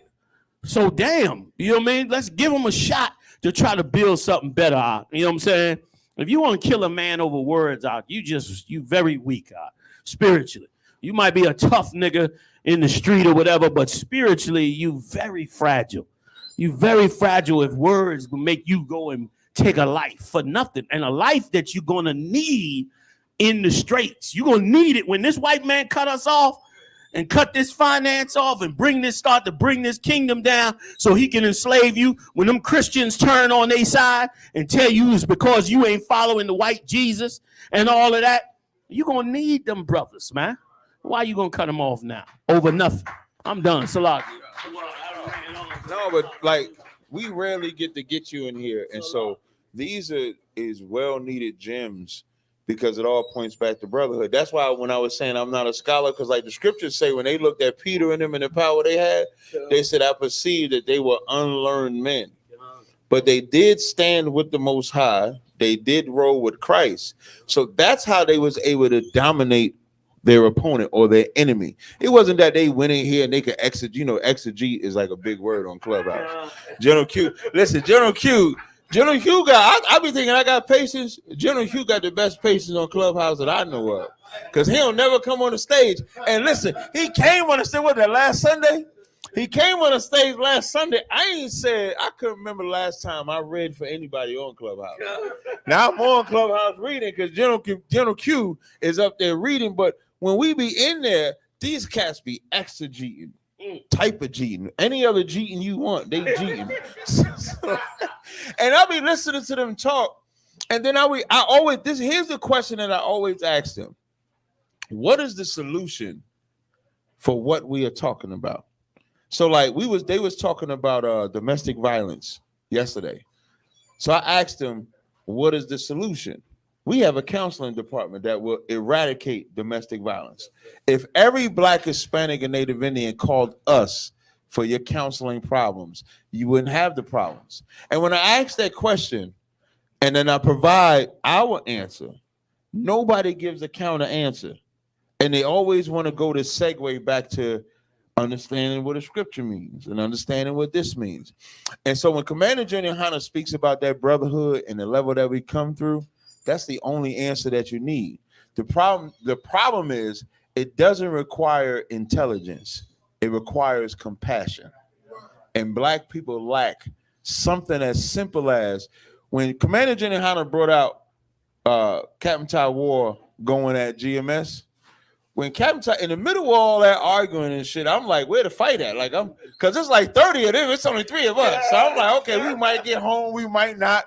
But in the middle of all that, for Captain Ty War to say, out of all that arguing and yelling, he had the brotherhood to say, you've been in the truth 30 years and you didn't go to Commander GEN.YAHANNA alone? Because that's the quintessential I got an issue with a brother scripture. The quintessential I got an issue with a sister scripture. And if we all believe in Yahushua, why didn't you go to him alone? That will solve a lot of issues that we have. Because we all come from different walks of life. Me and my Quad, we rolled from like 2011 to like 2014. I hated that he had to go. I tell him this all the time. When I say hated that he had to go, because that was like my man. Because General Hyman made me get laid off. I just want to point that out. Listen, General Hyman. Let me tell you, General Hyman. He does all. This all General Hyman did. How's it going at that slavery, brother? That's all he said. He didn't say nothing else besides that. 2 days later, I get laid off. But the good thing about getting laid off, listen. Whatever he say, I just do. I don't know about y'all. Right. I just do it. There's nobody that can tell me anything. General Hyman say what it is, that's law. And so the beautiful thing about getting laid off was that it allowed me to come to Philly like every day. I was just in Philly every day. And I was with Mawakwa, Tyler Ward. We just down there every day. And I built up a bond with him. Now, I don't know him. I don't know his walk of life. He don't know my walk of life. But because we have brotherhood, we blend those two different styles of life together. And that's everybody in this room. If you ask, none of us, all of us, I'm not even from New York. I just like to say I run New York. I'm not from New York. I just run New York. But I don't even like to say, I'm not even from New York. So because we can come together, it's not because of knowledge. It's not. It's because we read that Bible and it said the law hinged on two things. Love thy brother with all thy might. Love the Most High with all thy might, soul, and strength, and love thy brother as thyself. So you can be as smart as you want to be. You can win every single debate that you want. But if you don't have brotherhood, you're a failure.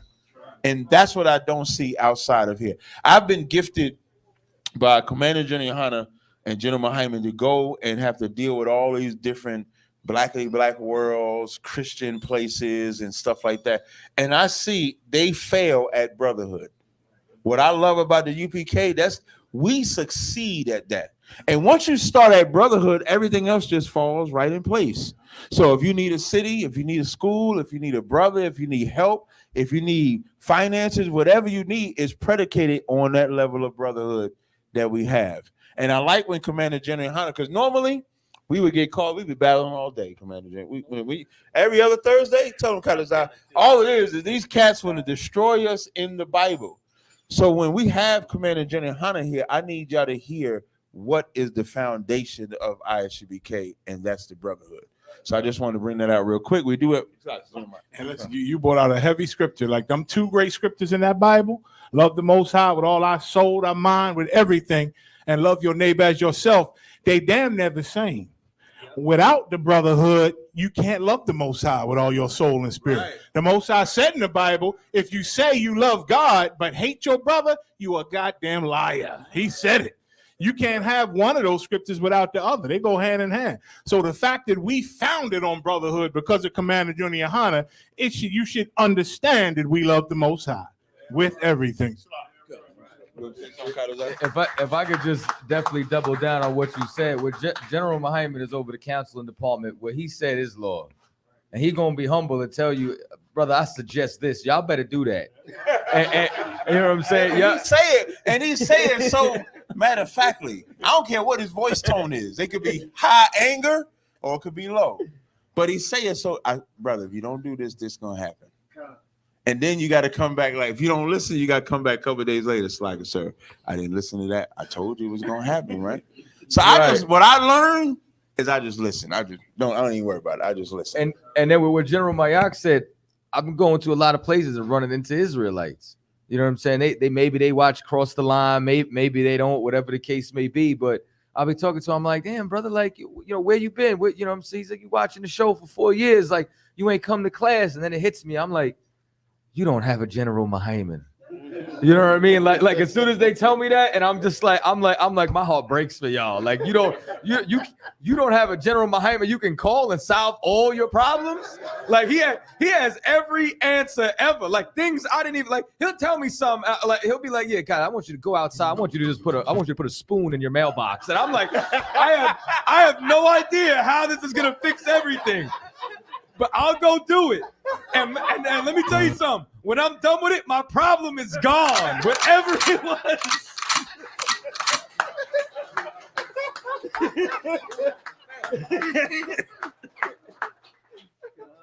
It's a real thing. So we do have another caller. Hopefully it's not from Memphis. Let me sorry, go ahead.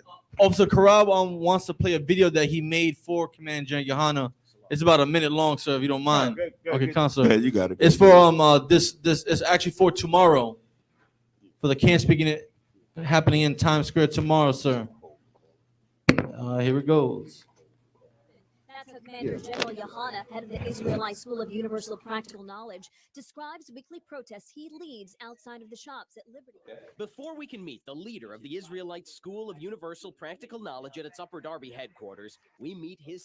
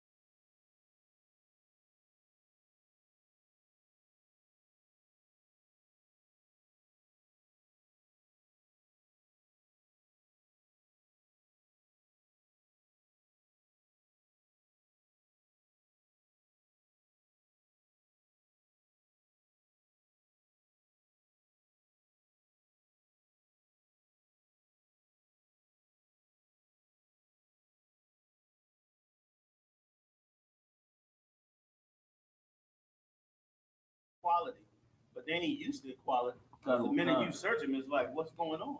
Right. Why you got all this security? Meanwhile, you pulling us out of the car every damn day. Every Since day. they don't never experience it, to them it's crazy. You know what I'm saying? And that's once again, without us caring about us first, how we gonna get to that point where we deal with them the way they deal with us? You know what I mean? They're gonna always be sitting over the top of us. So that was it. Like that, was it Berkeley?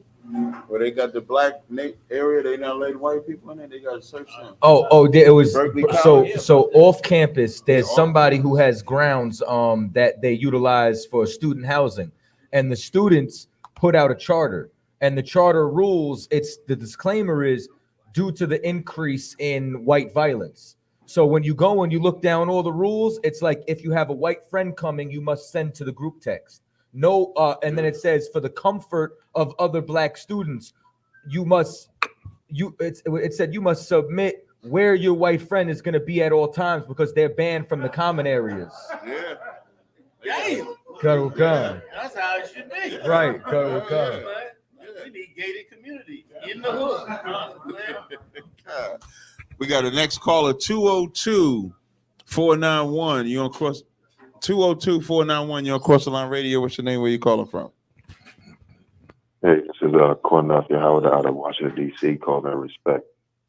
Okay. You invite me to a cookout, so I would like to know what do my general like to drink? Do he want some Hennessy, want some Casamigos, whatever? Because I'm coming in peace. I would like to ask him a few questions, nothing to do with no doctrine. And the question I would like to ask him is, first of all, most I bless you and your panel, is why the brotherhood can't get along? Because you struck a nerve with me about the brotherhood, and that is important to Israel. So why can't the brothers just have a sit down privately about doctrine, and we could all come together for showing the love? We may have some disagreements, you know. We all got to roll in one body, understand that. But the hate we do see in Israel is ridiculous. So I would like to ask him, what should we do as a brotherhood to come together, to unite, just as being brothers? That's my question, brother. That's all. Before I give it to Commander GEN.YAHANNA, he did allow me to just answer one part. I have told everybody that's in charge of what they feel is their organization to come and sit down. Commander GEN.YAHANNA has said this since 2011. There's, when it was called the Grill, for all camps to come together and then sit down. The problem is I've experienced I had brothers actually agree to it. 2 different organizations or camps, whatever you want to call it, agreed to actually come and sit down, and they told me personally whatever they say is law, and then they renege. So we've said this over, it's been 12 years now, we've said this, for us to come together and at least sit down at the table. And let's say if you sit down at the table and you disagree, at least you came to the table. But the fact that you won't come to the table speaks to what struck your nerve, because only brotherhood is lacking anyone from even coming to that very table that we've invited everybody to. But you did ask Commander GEN.YAHANNA what his favorite drink is, and then you asked this question. So, sir, if you want to answer. The water. I agree with you too, Captain. And the water for the question. My favorite drink is when I see a brother come into this truth. That's my favorite drink. Man. SHALAM. Like you show up at that barbecue and introduce yourself and tell me, brother, I'm the cat that was on the phone asking you what you like to drink. And that's gonna be the best drink I've ever had, brother. And I appreciate that. You know what I mean? That's more important than anything. And as far as the camps coming together, I call for the camps to come together. What a lot of brothers don't know that's been in the truth less than 20 years, General Muhammad, General I.S.U.P.K, the other generals all know this, that before 2003, I think, something like that, there was only one camp.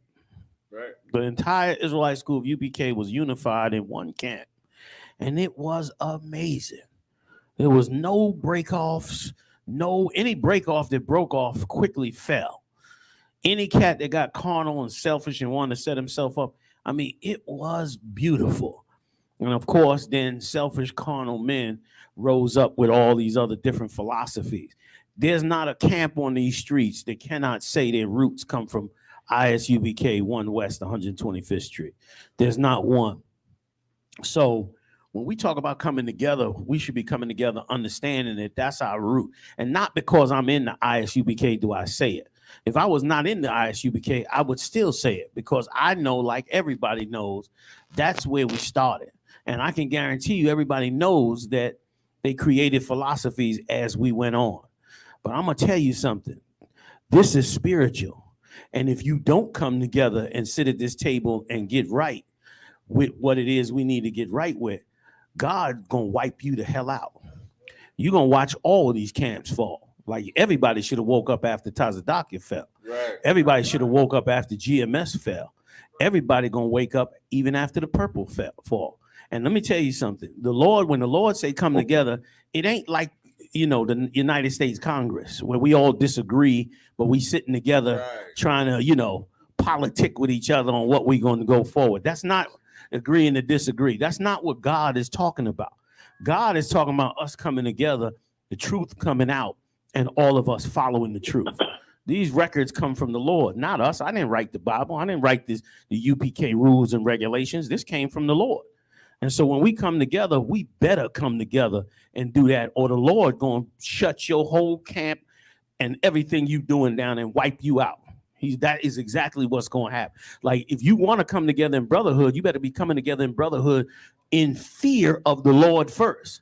Then, like Tazariak said, cats come and say what I say is law.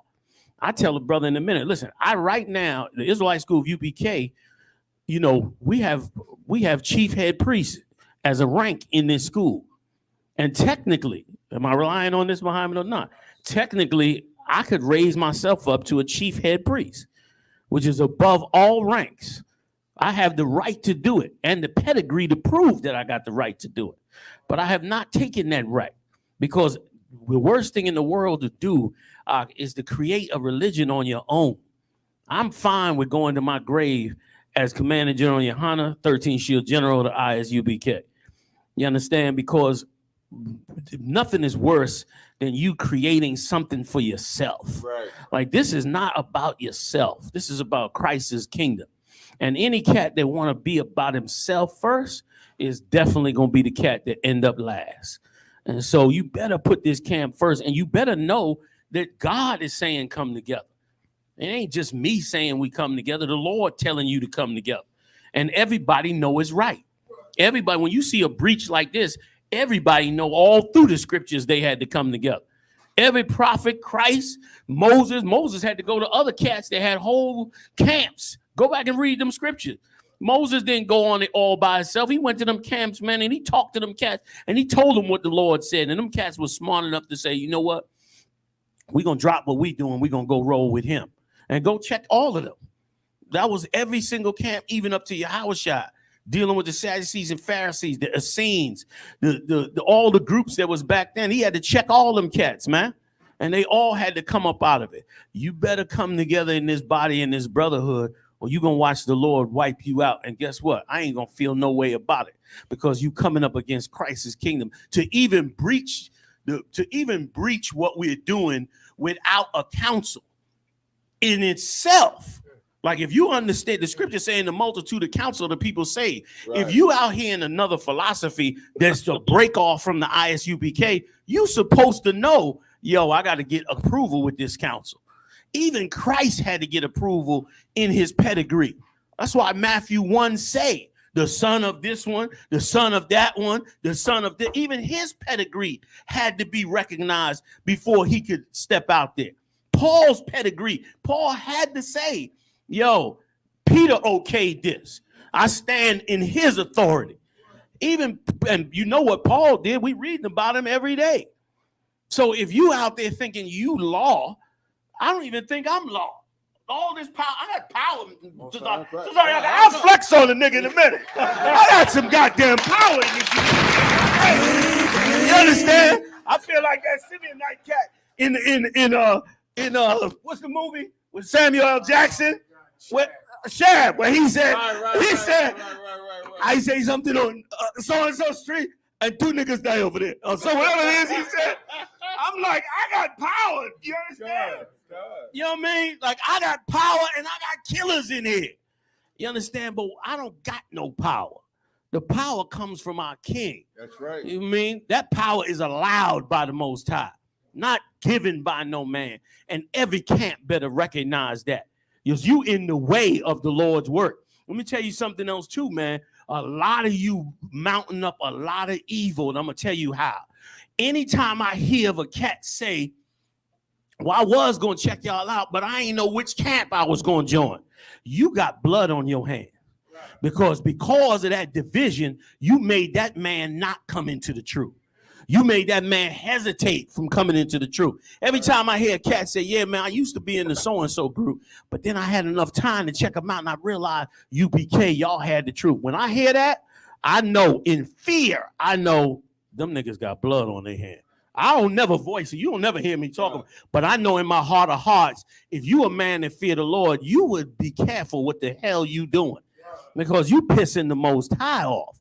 You putting blood out there, man. Because you keeping us divided. That's why they trying to make a mockery of us. They trying to make a mockery of us because they know there's division because of all these camps. And all these camps that came out the same house. So when I say come together and us to be in this brotherhood, we ain't here to politic. We here to really lay out what's right and wrong. Now I got to go on another level if I could for just a second. Let me just step the level up just a pinch, if I could, my. And that is, Christ said this, ye shall know them by their. Now listen, if you don't know the UPK is the shit by now, come on, man. Come on, man. You understand? No problem. Send me the tape of the badass breakdown. Salam. We all had a drink. Like, I was trying to like, send me the tape of the badass breakdowns and the badass scripture breakdowns and the badass battles that you got in your religion. Show them to me. Show me a cat better than General Muhammad in council and a scripture breakdown. Show them to me. You know what I mean? Like, the Lord is a man of war. I got warriors with me. You understand? Show me a cat that can break a cat down to tears like General Mayak. I'm waiting to see a nigga do it. Mayak brought that white boy to tears. I'm waiting for you to pop your video. You know what I mean? Send it to me. Message me. Message me. You know what I mean? Where's it at? Show me these cats, these generals I got up in here that's just, monsters on this work. General Shalmar, General Katham, General Kubala Ma. These cats that been down rolling. General Hazayan. General Hazayan, let me tell you something. We had a battle. We had a physical fight with the skinheads. And General Haas was out there. You can't tell me nothing about General Haas.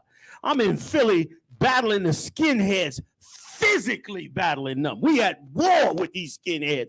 They coming out like, who the hell these niggas think they is on this shit? They come out of some town outside of Philly, going back about 10 years, 8 years, something like that. Man, they came out there, man, they tried to put hands on us. How's a young went, whooped their ass, and then broke it down to them in the scriptures. I was like, God damn. Then went and broke it down. I'm going to find that tape. Some of them tapes got lost. I'm going to find that tape. Go ahead, Doc. Oh no, I appreciate your answer and all respect. I really do. And I really don't have maybe a half a question you want to call it that. So I know you want to cut it short, Doc, but I'm gonna finish what I'm saying, whether you stay on the line or not. It's important for you and everybody else. I thought you was open the floor. I didn't mean to cut you off. No sweat, warrior. We in this together. We in it together. But this is so necessary, It's so necessary that we recognize that the Lord is in this UPK. Show me a cat that can go in Clubhouse and beat the brakes off a nigga like Tazariak. Show him to me. Show him to me. You know what I mean? You know what I mean? Show me a cat that can build the baddest radio station in any Israelite group better than Katazah. Show him to me. Show him to me. You understand? Now I'm going to talk shit about myself. Show me a cat that could raise up a cat like Mao Quad and go take over the whole goddamn Midwest. Right. Show him to me. Let me tell you something. Captain Mao Quad used to ride on the truck. I saw Captain Mao Quad's big ass. I said, God damn, this nigga big. I said, man, you gonna come work with me on the truck. He said, Con, sir. He got up in that truck with me, man, was throwing them crates in that truck. I was like, good, thank you, Lord. We're gonna pay the rent. So we're gonna pay the rent on Philly now. My car paid the rent on Philly throwing them crates around. Tired of shit at the end of the day. You know I'm all messed up. I'm conscienceless at this. I ain't got no conscience, so I don't even realize this. I'm working this man to death. Muhammad always got to stop me. You know you working them cats to death. Got that Benjamite in me. This is a problem. You know what I'm saying? My car went up in there, man, and rode 3 years, rode in that truck with me, man. Asked me every question. I mean, grilled me in this truth. I'm breaking this down. Now you show me who you got that went out to that Midwest, man, and warred to build them camps and sacrificed and suffered and worked in that brotherhood and tried to do something amazing. Show them to me, man. Show them. Yatazak. Oh, shoot. The mission to a Kuna. Show me that. Show me somebody. You know what I'm saying? I mean, this cat went through cartel territory. And untouched and went and fed 14,000 Haitians, man, on his own goddamn dime. Okay? Listen, the men that was with him was as fearless as him. That says something about them and him. You understand? You know what I mean? And I'll just step it up one more. Show me the brother that left the truth and didn't change it for himself. Right. Just give me that. I'll settle for that. Just show me the nigga that just left I.S.U.P.K. and he following every I.S.U.P.K. rule like it was and he building in them. Show it to me. You won't find him. So it ain't really no question on whether or not who got the truth and who and what's what. Oh, that's bullshit. You understand? Everybody know. Everybody know. that the I.S.U.P.K is the gift that God gave us. Everybody know. You understand? You know what I mean? And I'm going to tell you something. Last point. I'm going to tell you something, Ma. You know what I mean? You should pray for your leader if you in a fake Israelite group. You should pray for that nigga because he's blocking the Lord's work and he keeping you thinking that what you into is where you should be at. When the Lord already gave us the gift, he creating something else. You should pray that the Lord don't kill that nigga like he did TITHES. You should pray for him. Listen, I almost don't fully, but I almost be ready to pray for his ass. Yeah, I need correction too, man. Shit. Because I know I should pray for his ass. Because I know he's simple as he could damn be. You understand? Because and listen, and last point, I know I keep going on, but last point if I could, and listen, to do something like that, is to just be so selfish. To know where the truth is, know where your brother, and for your own seat, because you want a seat, you gonna just create something else. And then if I could, let me tell you something. My name is Commanding General Yahanna of the I.S.U.P.K. And this seat that I sit in, I tell you the truth. I have done absolutely nothing to be in this seat, but I love the Most High and His truth. Listen, you know what I aspire to be? I aspire to be the best trooper in the truth. That's what I aspire to be. I ain't trying to be Commanding General Yahanna. I'm trying to be the best trooper to serve Christ. And it seemed like the more I try to be a trooper, the more goddamn rank y'all niggas give me in here. The more power you give me, the harder I try not to. My man just checked me one day like, you know, you blocking the brothers from saluting you out. And you putting on a vibe like you don't want to be saluted. You got to be saluted. And so I'm fighting with it. I let the little secrets out. I'm fighting with it because I so love this brotherhood and what we building for Christ that nothing else matters more, man. Nothing matters more. How you gonna get in between that? How you gonna create another philosophy and have a breach between us? How selfish you gotta be when you know where we all got this from. You see the Lord working with us in this. You shouldn't be doing that, man. And eventually you're gonna piss the Lord off. So that's my answer to that. That's how we come together, recognizing this truth and doing what we got to do. Salam. So, hey, Quinal, well, I appreciate you. Yes, sir. No, go ahead. No, I was saying I appreciate your answer, General, and I respect it. I really do. Because all y'all know of me, I go back and forth with them in jest and sometimes in fun, but a lot of times in seriousness, because we don't really follow the chart. But one thing you did say, General, is that you said which brother, this and the third. Well, we have an elder over here by the name of Elder Lahab, and he changed his way, and he would like to see the brothers unite under Christ also. So I would like to facilitate maybe a sit down with him and a few other brothers that was on the 7. Who I got in touch with. You talking about brothers that's of the 7? Yes, sir. Elder Lahab. Okay. I'm sorry. Let me explain something to you. Here's why I never have to sit down with the 7, because the 7 taught me what I'm telling you right now. I don't never have to sit down with them. They taught me. So what I'm saying to you is what they taught me. I don't need to politic with them. They taught me this. So it ain't no discussion. What discussion is there? We was all UPK for life. If it is a discussion, if it's a disagreement, it's because somebody done breached what they taught. Somebody done turned against what they taught. You understand? Because they taught me. So it ain't no breach in this, brother. It ain't nothing to sit down with. Listen, do me a favor, brother. You asked me what I like to drink, man. I want a good shot at this barbecue, man. I want to see your face so I can pour you a drink, brother. That's what's important to me. We're going to crush everything right there on that drink. All right? Hey, I like peace too, brother. So I would like to do that too. So Cesariak, I told you I would come in peace, man. And let me say this too, because my word is my bond. If I insulted the I.S.U.P.K anyway, man, I apologize for that. But I do believe and I want to know all the truth, right? So I'd like to have a sit down, if possible, to talk about that. If not, then I understand that too. I go my way. But I still have a drink with you, my brother. My name is GEN.YAHANNA, and I am that leader of FOPE. But I do respect you brothers in the brotherhood, man, because one thing I can say about I.S.U.P.K, I may not agree with everything you guys say, I don't see too many brotherhoods like y'all have.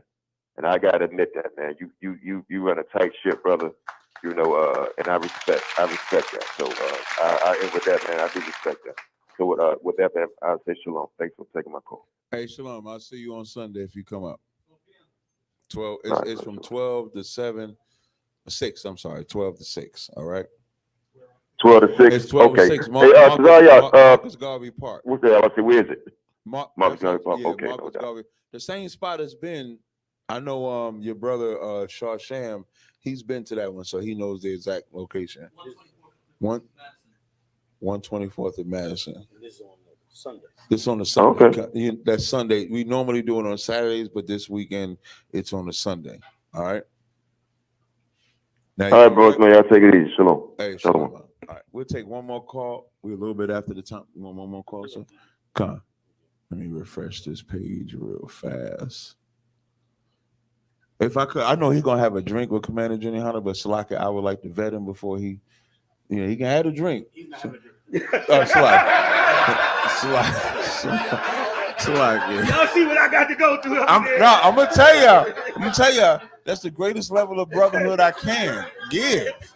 Before you could just sit there, like, can't nobody just come to me and just say, yeah, I want to sit with Commander GEN.YAHANNA. I don't just sit there. Listen, I don't know about y'all, but I don't even just call Commander GEN.YAHANNA out the blue. I don't just do that like that. Because I respect the work that he did. I respect rank. I respect order.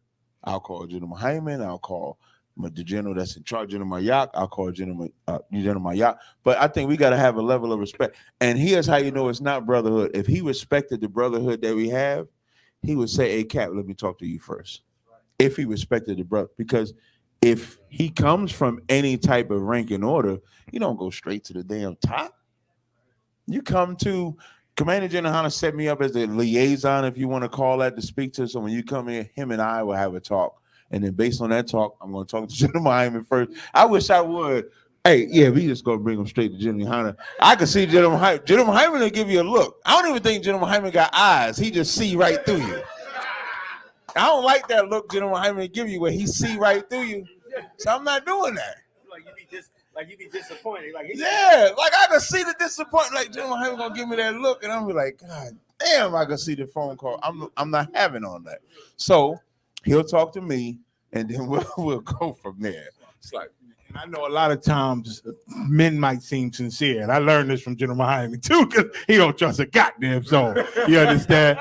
And men will seem so sweet and humble, like they open, but they'll come sit next to the general, get a couple pictures, and try to use that to raise up their Christian organization. You understand? They'll try to use all that, so come in the right way. You know what I mean? Don't be a thief. And it shouldn't have to be public. Like General Mayak said, they'll take that. I was with the school. I was with the I.S.U.P.K. and now they bring brothers and fishing off of that name. So you just got to be sincere. I remember General Hyman showed me a group that acted like they was us. I don't even remember the name of them, but they acted like they was us.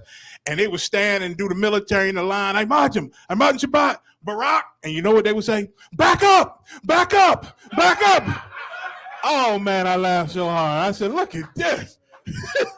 They trying to be us, but get it all twisted out of the spirit. Barak, back up, back up. I was like, oh, Lord. All right, so we're going to take this last caller. Oh, somebody want to say something? Yeah, I just out. They don't sound like soldiers like in the I.S.U.P.K. They sound like cowards. Come on, damn right. All right, so we're gonna take the last caller, 312-343. You on Cross the Line Radio? What's your name? Where you calling from? Hi, my name is Angela. I wanted to say that General Kathar helped me in my homeless situation, and we were waiting to tell him the success I had gotten out of it. And so far, it's called Catholic Charity. The director came to me out to where I was homeless at because I had began getting brothers and sisters that was around the area meals and making sure they had things. They said, we want to ask you, would you consider having a 501c3 or an initiative to help the homeless people. I said, not before I talked to General Katham. They said, who is that?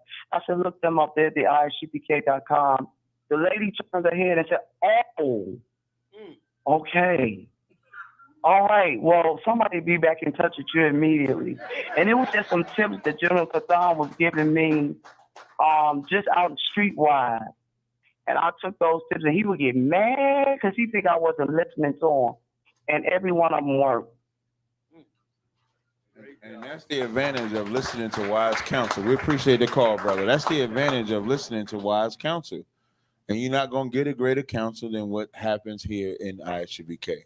I can only speak on knowing that because I've counseled y'all, or the school has counseled y'all. General Kabbalah can attest to that, the counseling. So again, we have a counseling department. If you go to www.isupk.com, you look for the city in your zone, you call that number, you can get whatever counsel advice that you want. You got anything, Cutters up? Pay your tithes. God, damn right. That's important. That's what y'all got to do. You have anything? Gentleman, yeah. All right, with that, we're going to go ahead and close the show. We appreciate y'all coming out. Let's like it, y'all. And don't forget, we're going to be in Times Square tomorrow, 11 a.m. right there on 44th Street and 7th Avenue from 11 to 5. Commander GEN.YAHANNA will be speaking at 3. That's the plan, at 3 o'clock. After that, we're hitting the yacht party at 9:30. Make sure you're there at 9:30, and Sunday is going down in Marcus Garvey Park at 12 p.m. All right, and with that, we say shalom, Israel. Shalom.